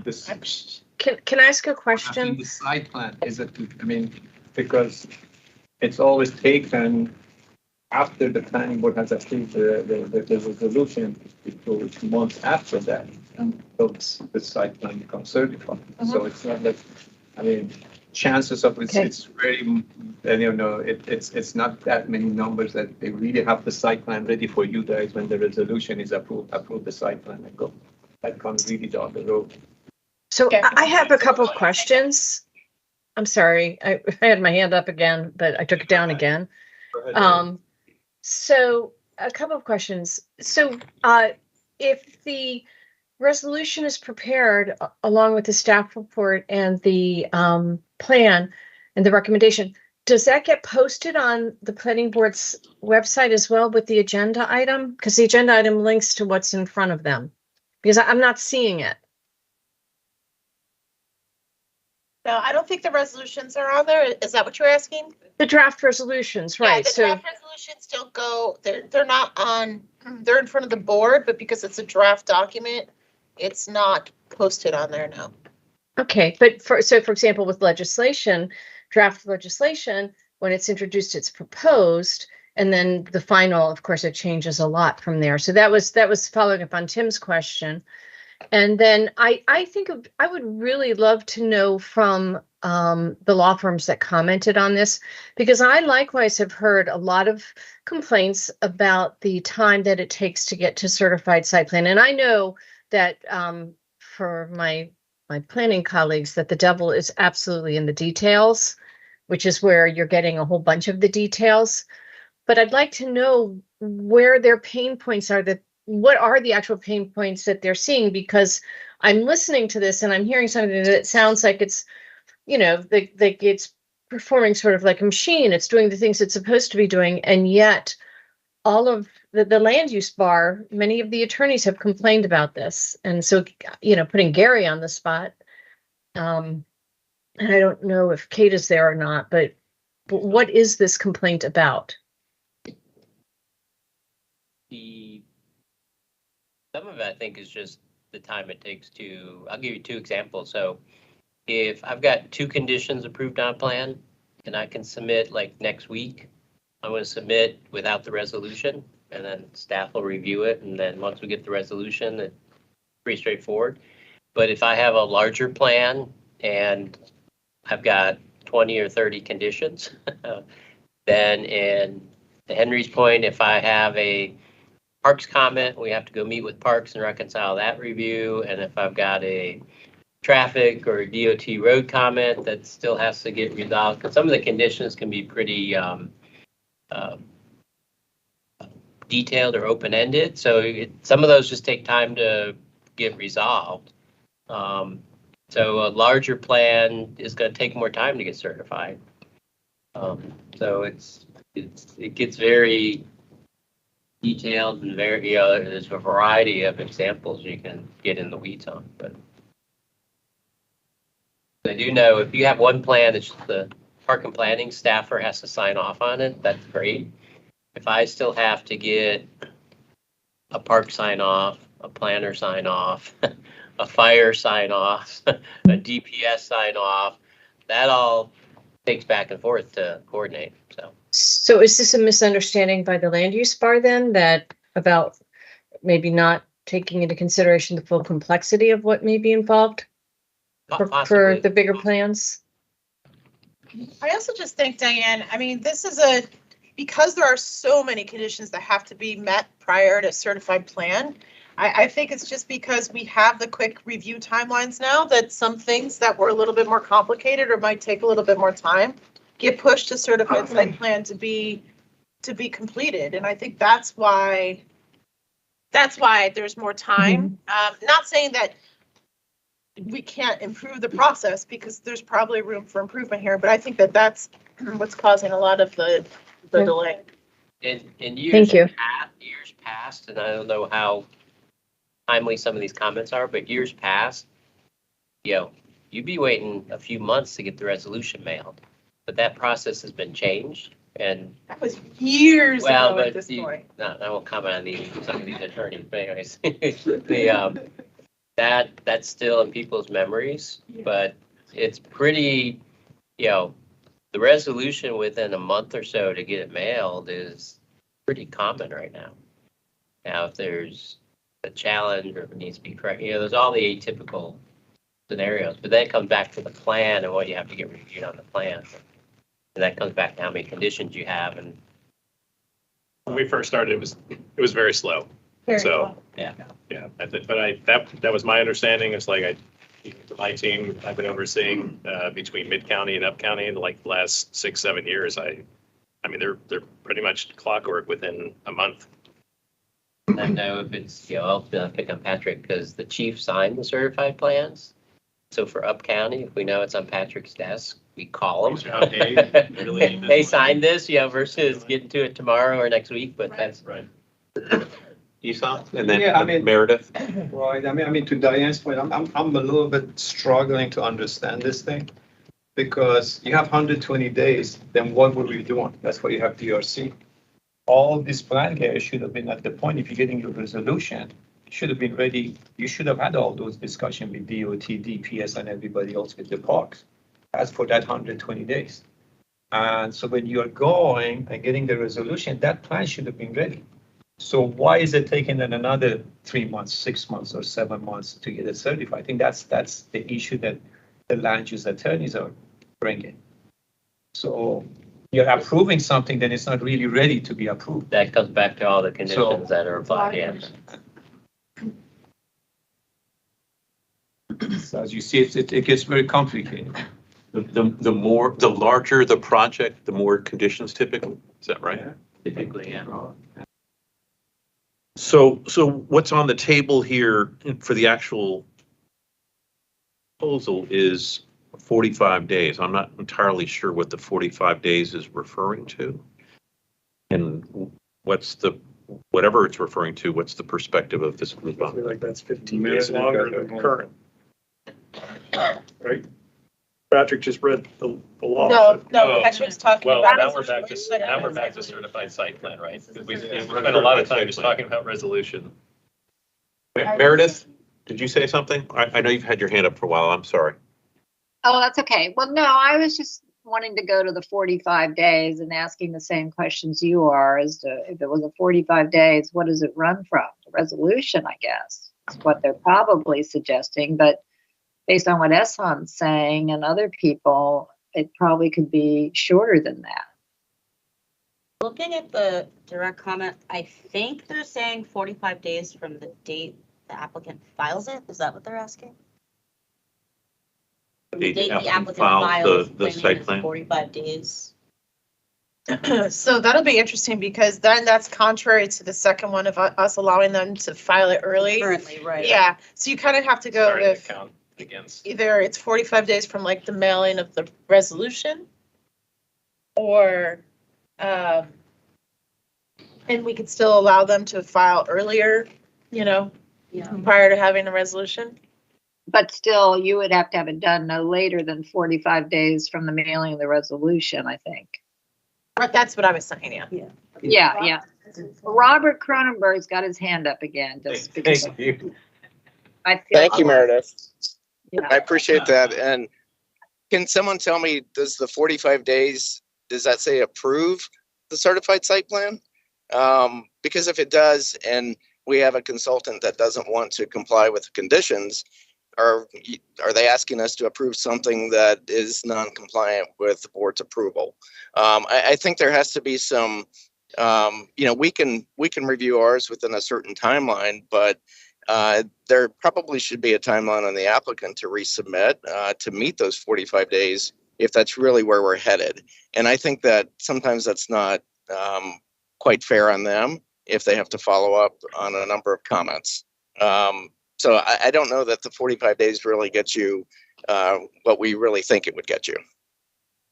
And I guess the next, yes, piggybacking on that, Robert, maybe said a little differently, what happens if it's not? So what if we've gone through a very complex process and we're getting all the way to the point where we're certifying the plan, and then we provide a review in 10 days and the applicant doesn't respond, or whatever may happen, for whatever reason, we go beyond that time period, whatever that may be, then what happens with that plan? We hope we're not saying it's withdrawn and we're starting all over again. That probably isn't the answer that we're all going for, but I guess wanting to speed it up, I hear that. What happens if we go beyond that?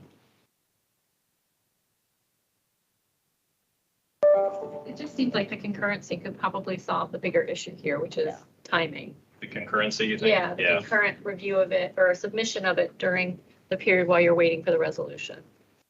For you to be submitted, knowing there's 2 items that are still being resolved and square away everything else versus waiting till you have that fire meeting or you have that parks meeting or whatever the. But just to be clear, being able to break it up a little bit, because I know sometimes we've had stuff where there's a bunch of things and you can work on it, but maybe I can't get you the answer for the parks thing for a couple weeks because somebody's on vacation. It's like being able to work on all the other pieces is great. So. But from the applicant's standpoint, if there are 10 conditions that you need to respond to, just making a number up, it may take a lot, depending on availability of personnel and what, you know. I could use up to 45 days just preparing the plan. Right. So, and then you know, that's, A day doesn't. yeah, make any sense. each plan's gonna be different, so. Right. Size of it. So it seems like the important part of this is this allowance for concurrency, right? So it helps the applicant to start or continue their process and not waiting around for board resolution, Yeah, right? because to your point, if there's 10 conditions, we address 9 of them and everyone agrees.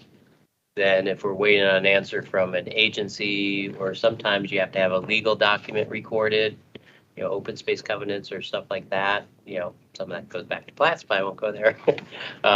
But, you know, that could take longer. But if the review's done, but we're just waiting for one answer, that would help, you know, versus waiting to get all the answers, then review it, you know, and then that drags it out.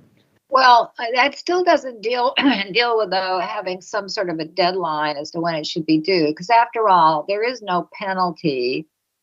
There's no consequence really to planning if you exceed 45 days, so that if there is a contingency like Gary's raising, that one person hasn't gotten back and you can't issue it, well, then that's just, you know, the way it is. But having a date certain, I think, has shown itself to be helpful in terms of looking at the 120 days and the 90 days. It seems like there's been more conformance with getting things done where there's been a deadline of some kind.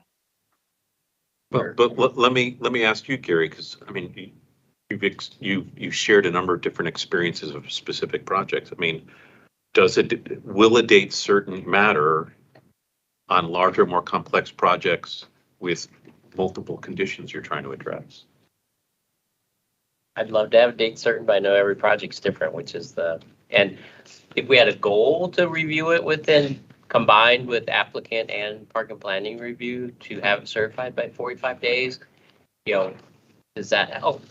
Probably, but, you know, is it, you know, there's no penalty. You don't withdraw the application. You still have an approved plan. You still got to work out the condition before DPS is going to sign off on something. So, I have a question, Gary. Isn't it more in the wheelhouse of the applicant at this point, creating that certified site plan, than it is in the planning department's review of it? Is that true? Because you're the ones that now have to look at these conditions and make sure that your site plan complies with all of the conditions of approval. yeah, I'll give you two examples, and this is where it gets complicated. So, we'll have conditions that add 5 trees to the landscape plan because, you know, during the discussion, a planning board member or a resident want more trees next to their property line. That's pretty straightforward. We can do that, resubmit it. It's, you know, quantifiable. There's 5 trees. The other opposite end of the spectrum that we're looking at, we took a project which was the PSTA site in Rockville to the planning board, and there's a big discussion on the master plan road, Medical Center Drive, and DOT weighed in on this, and it was supposed to be 4 lanes and as a CCT. So that was, the condition was to work with DOT on the lane assignment.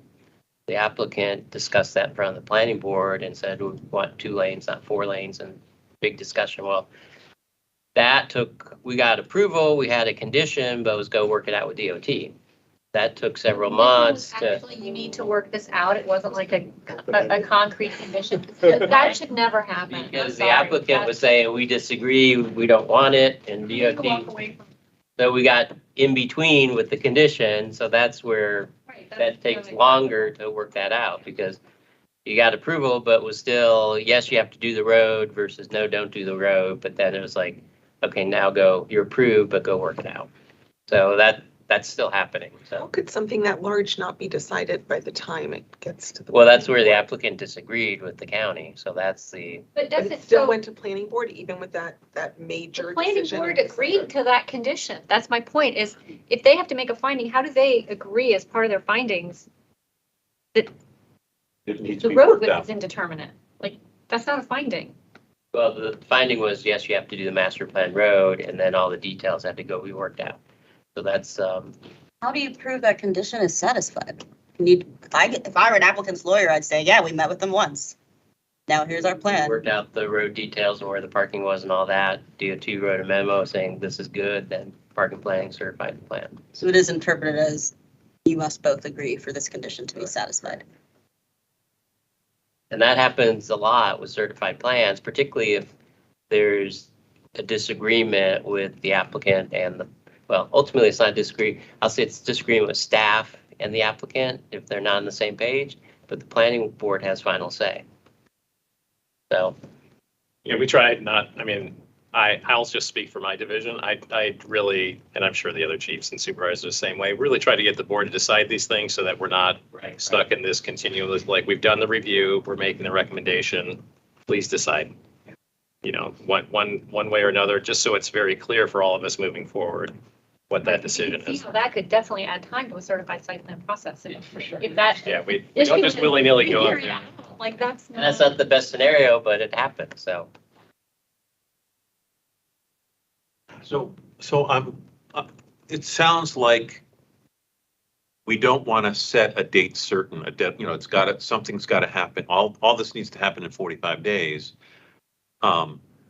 It's perhaps kind of a soft benchmark, knowing that there are going to be plenty, or a goal, but there's plenty that will meet it, and there's definitely some that won't. Like if you want to set a hard deadline and, figure out the number of days, but with 120 days, there's a process. You have 120 days. If it takes longer, there's a planning director 30-day approval. And then how many extensions can we get? But beyond that, you have to go to the planning board for an extension. And the boards have been different, but the new board, they want a real reason why you need another 30 days, 60 days, et cetera, to figure things out. So if you go date certain, what's that first date? And then after that, what's the process? Create a whole process. Yeah, basically. And that may take longer or add extra paperwork versus just getting the plan certified, so. Right. I just wanted to point out, to hold it up, just the point Gary made previously. The lead agency memo is still in effect, and DOT is the lead agency for cross sections. That's the number of lanes and things like that. And following the lead agency memo would have eliminated the ambiguity that Gary's client found.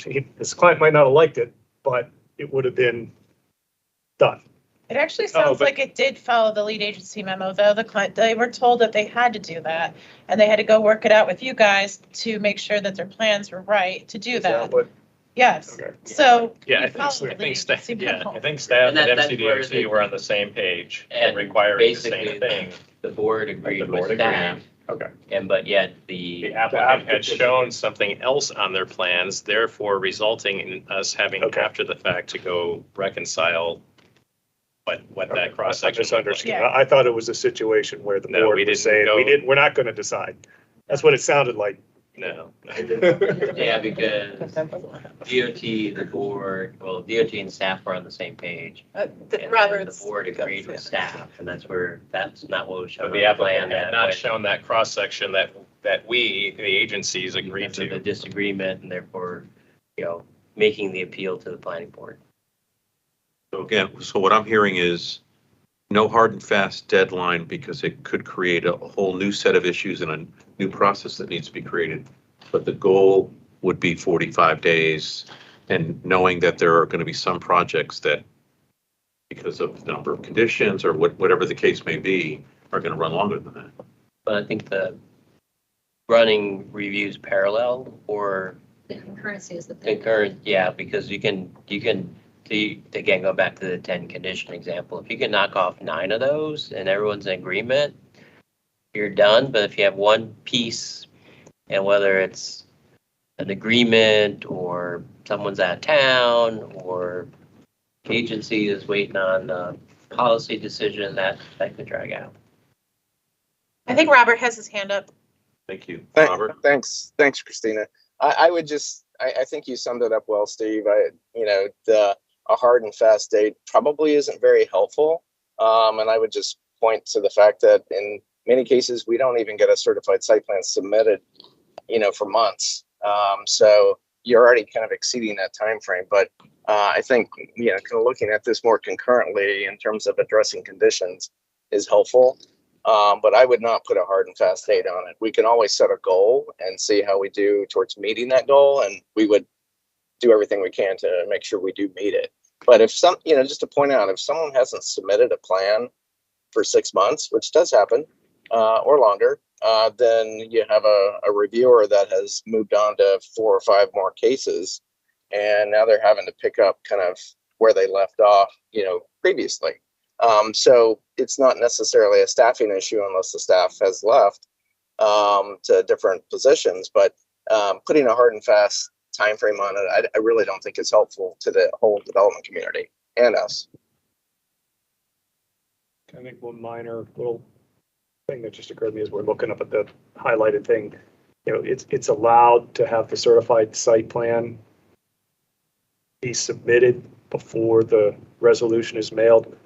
The other question I just have in my mind is if planning is the owner of that resolution, can you just slip it into in E-plans, slip it into the applicant's document so that's all, why does it have to go back to the applicant to update their certified site plan to submit it to you if it's a document that you own?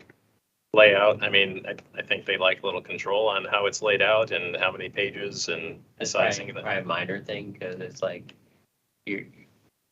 One correction though, Tim, this is Robert again. It's not planning staff's resolution. It's actually the board's resolution. So planning staff can prepare the draft document, but then it goes to the board through our legal department. So in terms of the ownership piece of it, I think just make that clarification. But it is really, really helpful to have the most recent resolution on the plans because the plans do get amended, and we like to see, and our enforcement staff and DPS enforcement likes to see kind of the changes that have occurred. So I wouldn't change that at all. It needs to be on the plans as do the other documents that we typically ask for. I wasn't suggesting that it doesn't get part of the plans. I was just suggesting that if it's a document, I mean, plan sheet sizes are stipulated, right? It's got to be a certain size. Yeah. You just print. But Tim, that's part of when they submit their applications, even the original applications, when they start the review, they leave the pages blank for the resolution. So it's already teed up to your point. It's just a matter of inserting it. Every sheet gets a developer certification for those Right. plans, engineer certification. So that it doesn't take long to do that, Tim. So But there's a few quirks in it. Yeah. I was thinking if it triggers another intake process. This is an intake.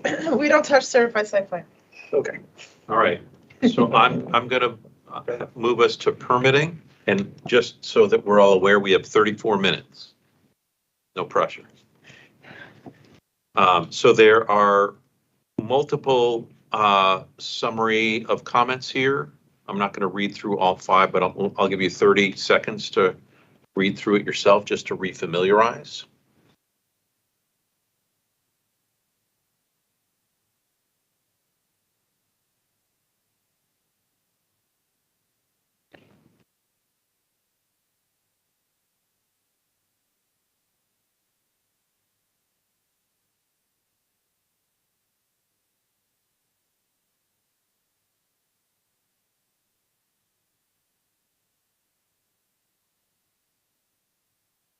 All right, so we don't necessarily have to address them in the order of the bullets. What I would say is,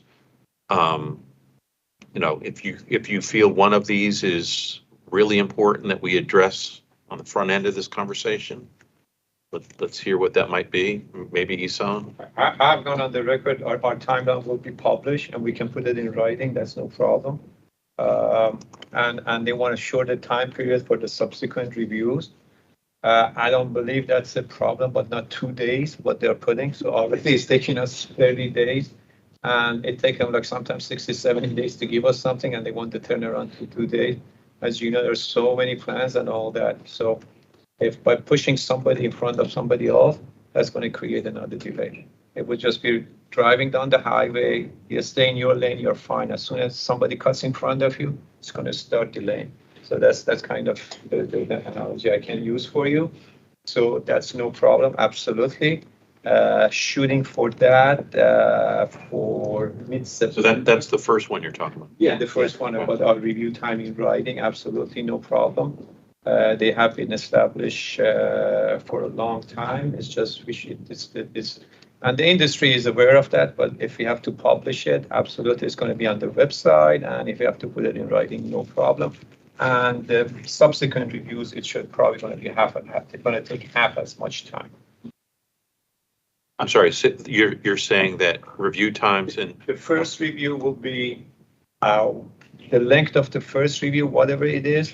The subsequent reviews, the second or third one, it would take half as much time. So if you take in 30 days for the initial review, the second one, when it comes back, it should be done in half as much time. In regard to number 2, I think we already discussed that. And I think the decision was made, no, we cannot separate it from the plat for the bonding and protection of the public. Number 3. Okay, subdivision review. I'm going to turn this, let Tim take the lead on this. Yes, so. Wait, can we go back to the right-of-way one? I think Well, we even still the need to first talk one, about are it in we, the are we first talking one. about codifying the timeline? Is it still an Posting it on their aspirational goal? website. So still aspirational goals, not? It's not codified? aspirational goals, so I don't really appreciate that. It's a review that we are doing already. So if you're saying 30 days, I did a dashboard for you guys. You guys saw a timeline. We are hitting. So it's not we are trying to aspire to do 30 days. So whatever our timeline we are saying as the review, we will do it. And we have been doing it.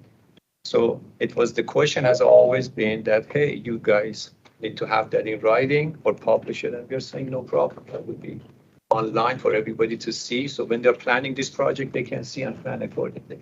Right, and sorry, I'm saying not codified, so it's clear we're not offering a legislative change. This would be on your website somewhere that. Correct. Yeah, I'm not trying to be insulting. I'm trying to make sure it's clear that we're not talking about a legislative change. We're talking about a process change. And a notice to the public change. And the notice to the public, absolutely. And just refresh my memory, Isan. So in terms of the timeline, so that establishes at least the benchmarks you're trying to hit for each part of the process. Absolutely. So what we would do in the first step would be the review time for all new commercial building permits. What are the review time for them? What is our zoning review time? What is the review time for stormwater and sediment control and paving and the storm drainage plan? And our residential review time for new residential building. And we would have our dashboard, how long it takes to issue on the average. We would have a ticket that would show you, hey, these are the timeline it's taking from the time you're coming in to obtain, to apply for a building permit, and how long it's taking. What is the timeline that it takes to review and issue that building permit? So I'd also like to add something to this, which is that DPS has historically been part of the county stat and the county stat reviews. And as part of that, DPS has entered into agreements, service level agreements with for their performance, which has all been part of the county stat process. Park and planning is not subject to the county stat control.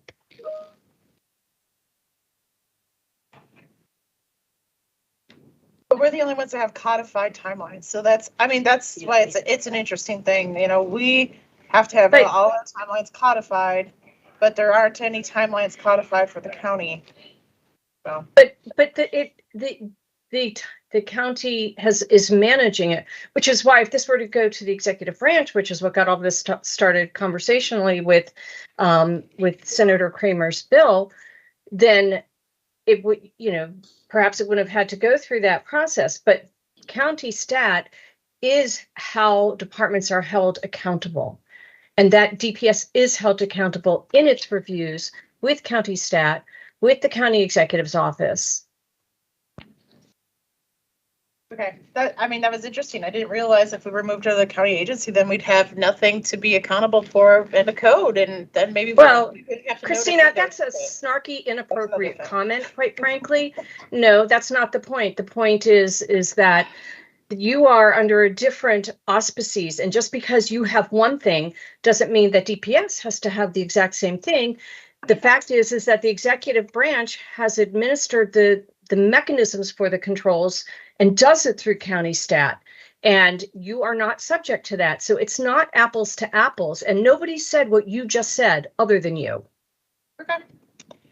But I want to get to the actual recommendation. So it says DPS should establish review times in writing, which Isan says, will be done, will be published in writing, website, etc., and notice to the public.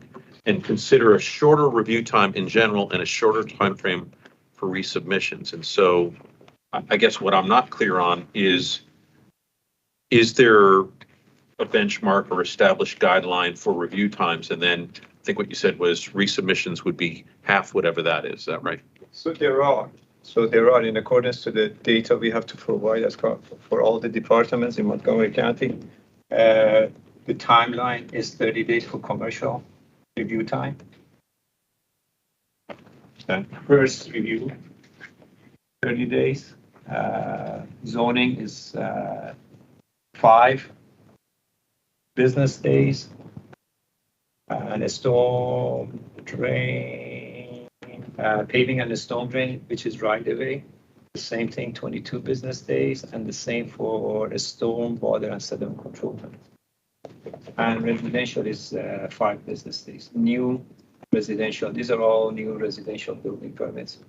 It's 5 business days. Uh-huh.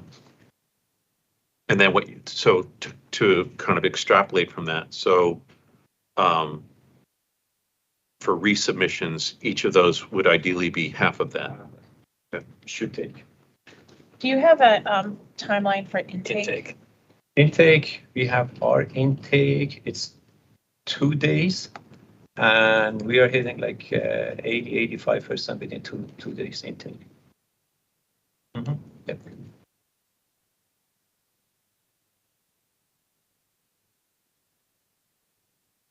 All right, other comments on this? So, I mean, the essence of this is publishing the timelines. And so establishing what I've just typed in here. And then, so it looks like it's talking about shorter review time. I'm assuming that it's referring to the days that we've established here, or perhaps the testimony was not clear on what the number of days was. I don't know. I don't know how to interpret that. So is this, is this something that does need to be shortened from the established timeline? The comment said we further suggest a shorter time for reviews of submissions and a much shorter time for simpler near final. I mean, to me, half is a shorter time, so I think we satisfied that one. It's my interpretation, but I think this box is done. Okay. All those in agreement with Levu? Do we need further discussion of this? The comment. Shirley Brewer. Yeah. Is she like a? Shirley Brewer is a land use law. It's a law firm. Okay, so I don't really know how deep you want to get with, the folks that made the comments, because thankfully they made comments, because everything we're kind of basing our work on is off of the comments, right? So again, to Hassan's point, and he did share this, PowerPoint with pretty much like all their data and everything. This law firm, I would presume, should, if they don't know, I don't think they're looking for public notice, because it sounds like they're in the know of how to do this type of work. So their comment sounds like it's based on a specific situation and not a generalization of the timeframes, because Hassan is saying we have set timelines for these things. But if this group is feeling like it's taking longer, then the question is, why, group, do you feel like it's taking longer? Is it taking longer for everyone, or is it taking longer for you? And I think that is really critical in this work, because we are going, a lot of these comments are from the same people, they're from the same groups. So it's like, is this your issue or is this everybody's issue? We're making recommendations on very specific comments. So again, I don't know how deep you guys want to take that, but if this is an organization that DPS or planning or whoever does enough business with, then maybe it's a specific question to them. Like, we got your comment, we want to respond to it, but what specifically are you talking about? We have these set guidelines. What is it that you're experiencing? Sharice, the actual comment, which I think will shed a little light, is that the way they phrased it was the Department of Permitting Services has a general unstated policy that appears to require 30 days for any review. So I think what they are trying to get at is it should be a stated policy. It doesn't have to be codified, but should be stated, particularly on their website. Okay. Yeah. Boom. I agree with Lee with that. Check the box. I don't know if it still is or not, but Isan, I'd have to ask you this, because absolutely our performance measures and metrics were on the county stat website for years. So is that not the case now? Is it, in which case they would still be published?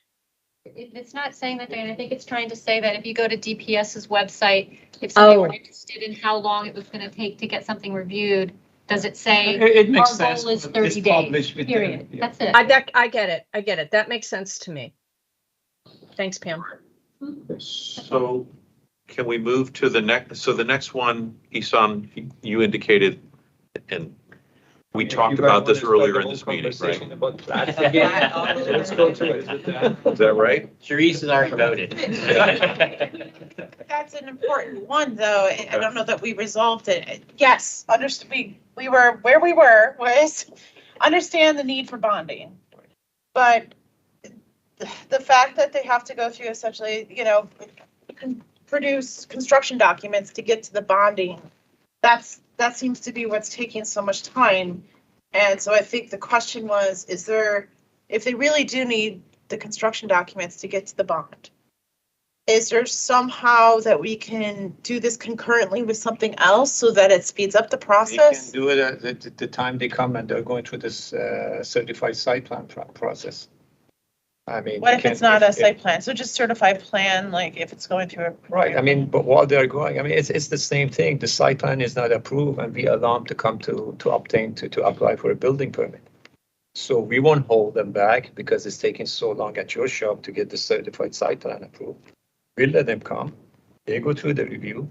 It's gonna take them, that would put them ahead. The 3 or 4 months or the 6 months is still at your shop to be certified. So we won't hold them back. It's the same thing. If they have those drawings ready, Gary and his team, they have them ready, they can submit them at any time during the process, during your process. Is that even, It's just we won't be able to issue or approve it until the site plan and the plan. is that even a possibility though, Gary? Like in the real world, is this gonna really work out that way?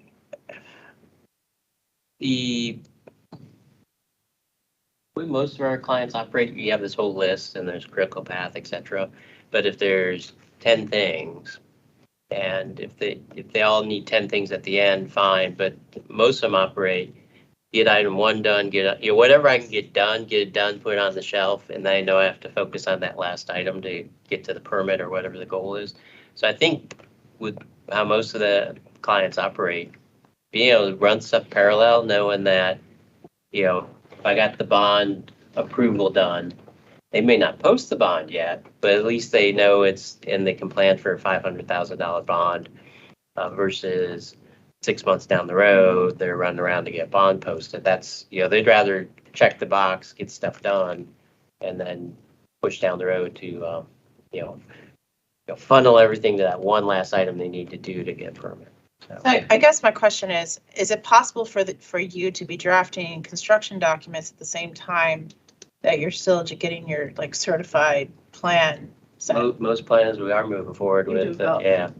So you're already moving forward and it's still holding up everything? Okay. I don't know that we have a resolution on this yet because. And I it's think that's still gonna be moving one of up there. those ongoing discussions, or how can we figure it out down the road, so. Yeah, I also think you should make sure that we understand what would be involved with it, because to post the bond early, as I said before, developers would end up having to pay for that bond at a point in time when they're not ready even to move forward. And whatever the bond, if it's 1.5%, I don't know what the costs are. But the bigger issue on it is it becomes what would be, I think, a contingent liability on their capacity and how that might fit in with their other projects as well. So I just think that we in this room can make recommendations for things, but if we're going to, we should really know what the puts and takes are. What is, say that again? We really need to know. What the puts and takes would be.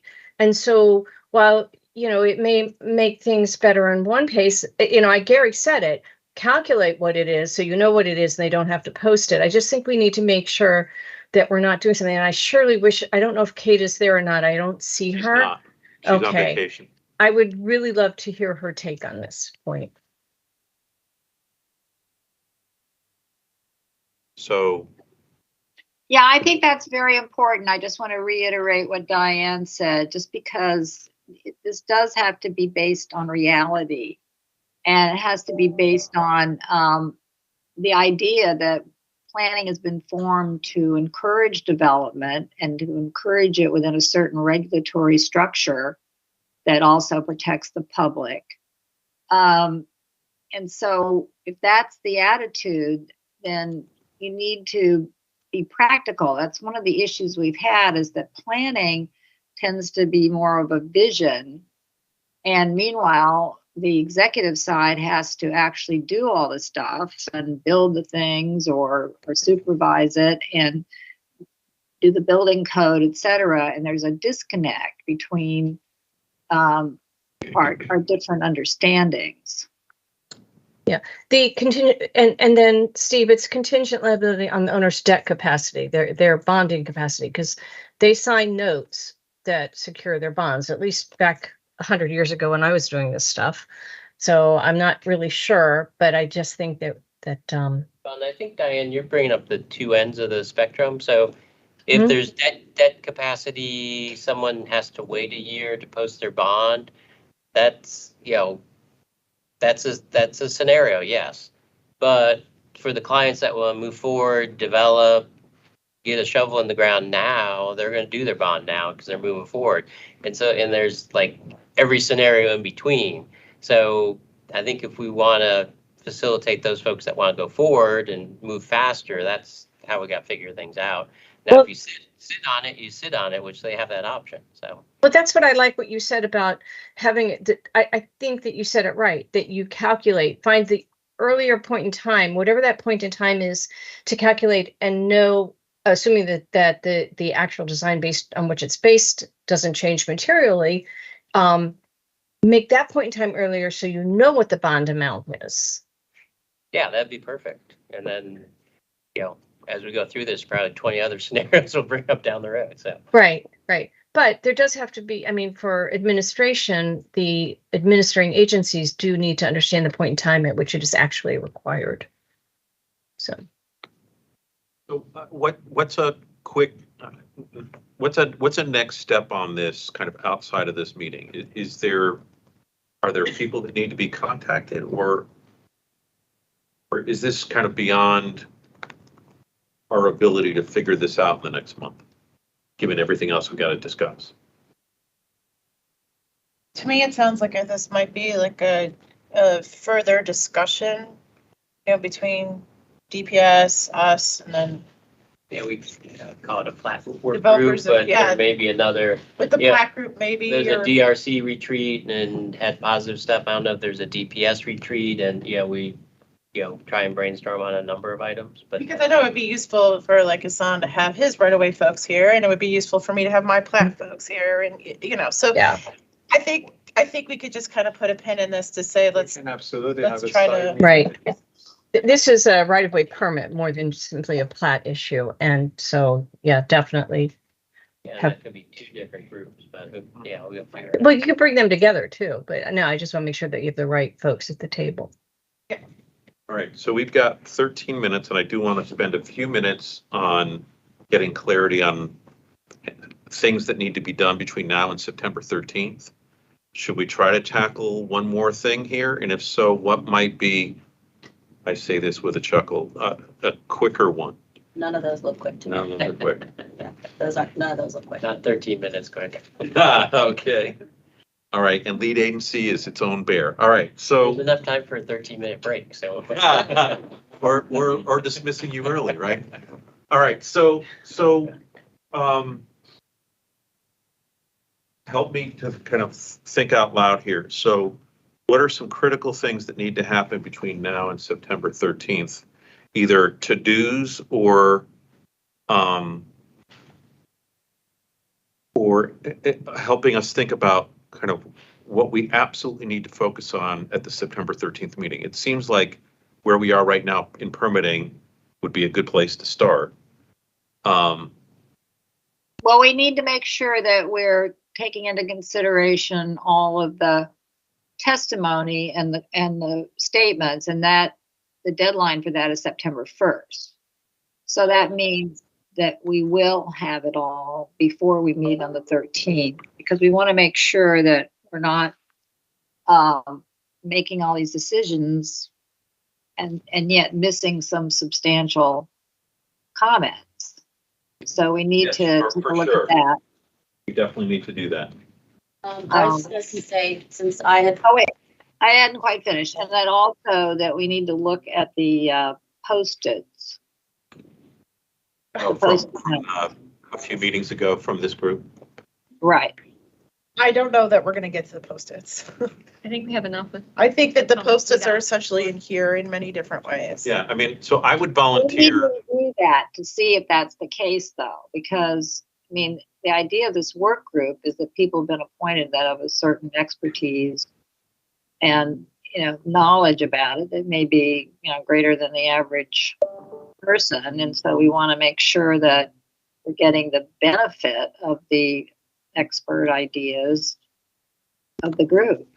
I think, Meredith, that people have had the opportunity to speak up as we discuss items, and if they had something that was really burning on the Post-it, they can speak up with that too. I don't think we have time to keep adding things into this process.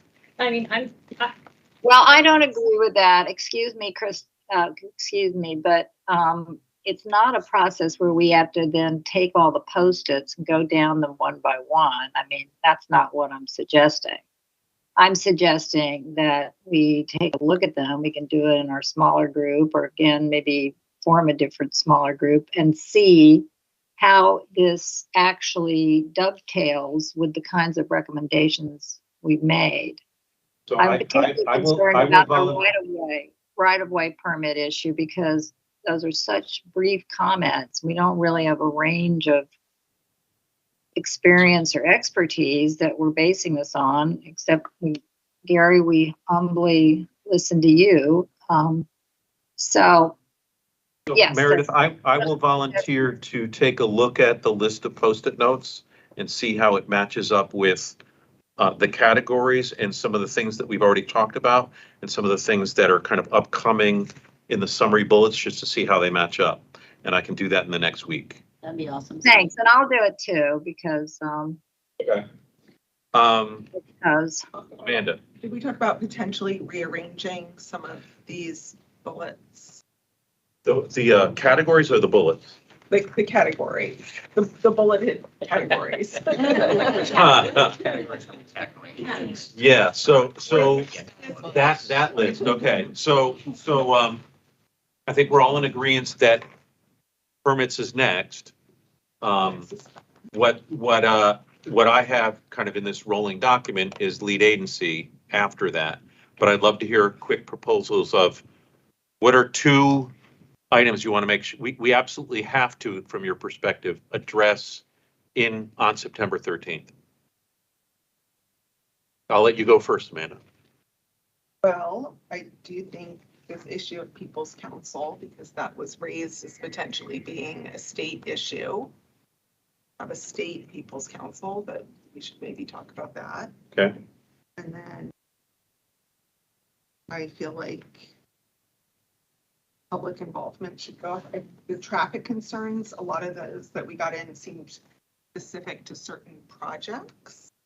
I think there's maybe a couple big overarching comments about traffic and the way traffic studies are done, but I think most of those comments were project specific. And then just while I have the floor, one other thing that should be done is there's still some testimony that came in early August that isn't yet posted on the website. That if that could get added, that would be great. Yep. All right. Anyone else want to, like, high priority? Again, I'm working under the assumption that we're not going to get to everything. By September 30th, and that we'll need to find an alternative method of getting certain things addressed. I agree with looking at lead agency next, but I also agree with Amanda that it's important to pull up especially the public involvement, because that raises, as I said earlier, the BIPOC notice issues, and also the People's Council. Okay. And I'm just Sure. gonna. I'm sorry. Sharice, then Pam. Oh. I was just gonna mention quickly, because in reviewing all these things to create the bullets, for streamlining, which is what we're trying to do here with development review, the amendments is something we should also make sure we do touch on before we finish, because there were streamlining points to that compared to some of the other categories. So you're saying amendments? Yeah, the amendments and administration. We should Okay. look at that. All right. I don't know where this falls at, because this was on a post-it that I wrote, and I've said it in here before, but it speaks to the public comment and public involvement, is that the understanding in the community of Up County being East County is not evident. I was in a meeting with all East County leadership very recently talking about CIP and, budget and all of that, and mentioned that, and most of the people who are leaders in the community had no idea. So if you're looking for public involvement, you're excluding a large component of the community who doesn't know that East County is considered Up County unless they're looking at your planning map. And I talked to Robert about the reasons why East County was part of Up County, particularly for the agricultural reserve, which that is not most of what East County is at this point, or how the development is rolling out. So I think that is a huge priority and something that could probably be very easily tackled in this group. Okay. All right. Going once, Lebu. Well, I was gonna say, this isn't about the categories, although it does sound like we have 5 for next time now, which is a good start. But I will, since I did the written testimony on the chart, I will add any from yesterday's that are new and try to mark any that are topics we've already covered. Okay. And then add and prioritize the ones coming next. So just that will be done by the 13th. And Christina, can someone in planning look at where we are on surveys, just so we have a sense, do we have 5, do we have 50? Sure. So we know what else is coming. All right. Oh, I have a quick question. The September 1st deadline was for the survey and public comment, correct? Okay, making sure. All right. We've accomplished a lot, and we still have a steep mountain to climb. Appreciate everyone's due diligence on this, thoughtfulness on this, willing to kind of grapple with, challenging issues. We still have a ways to go.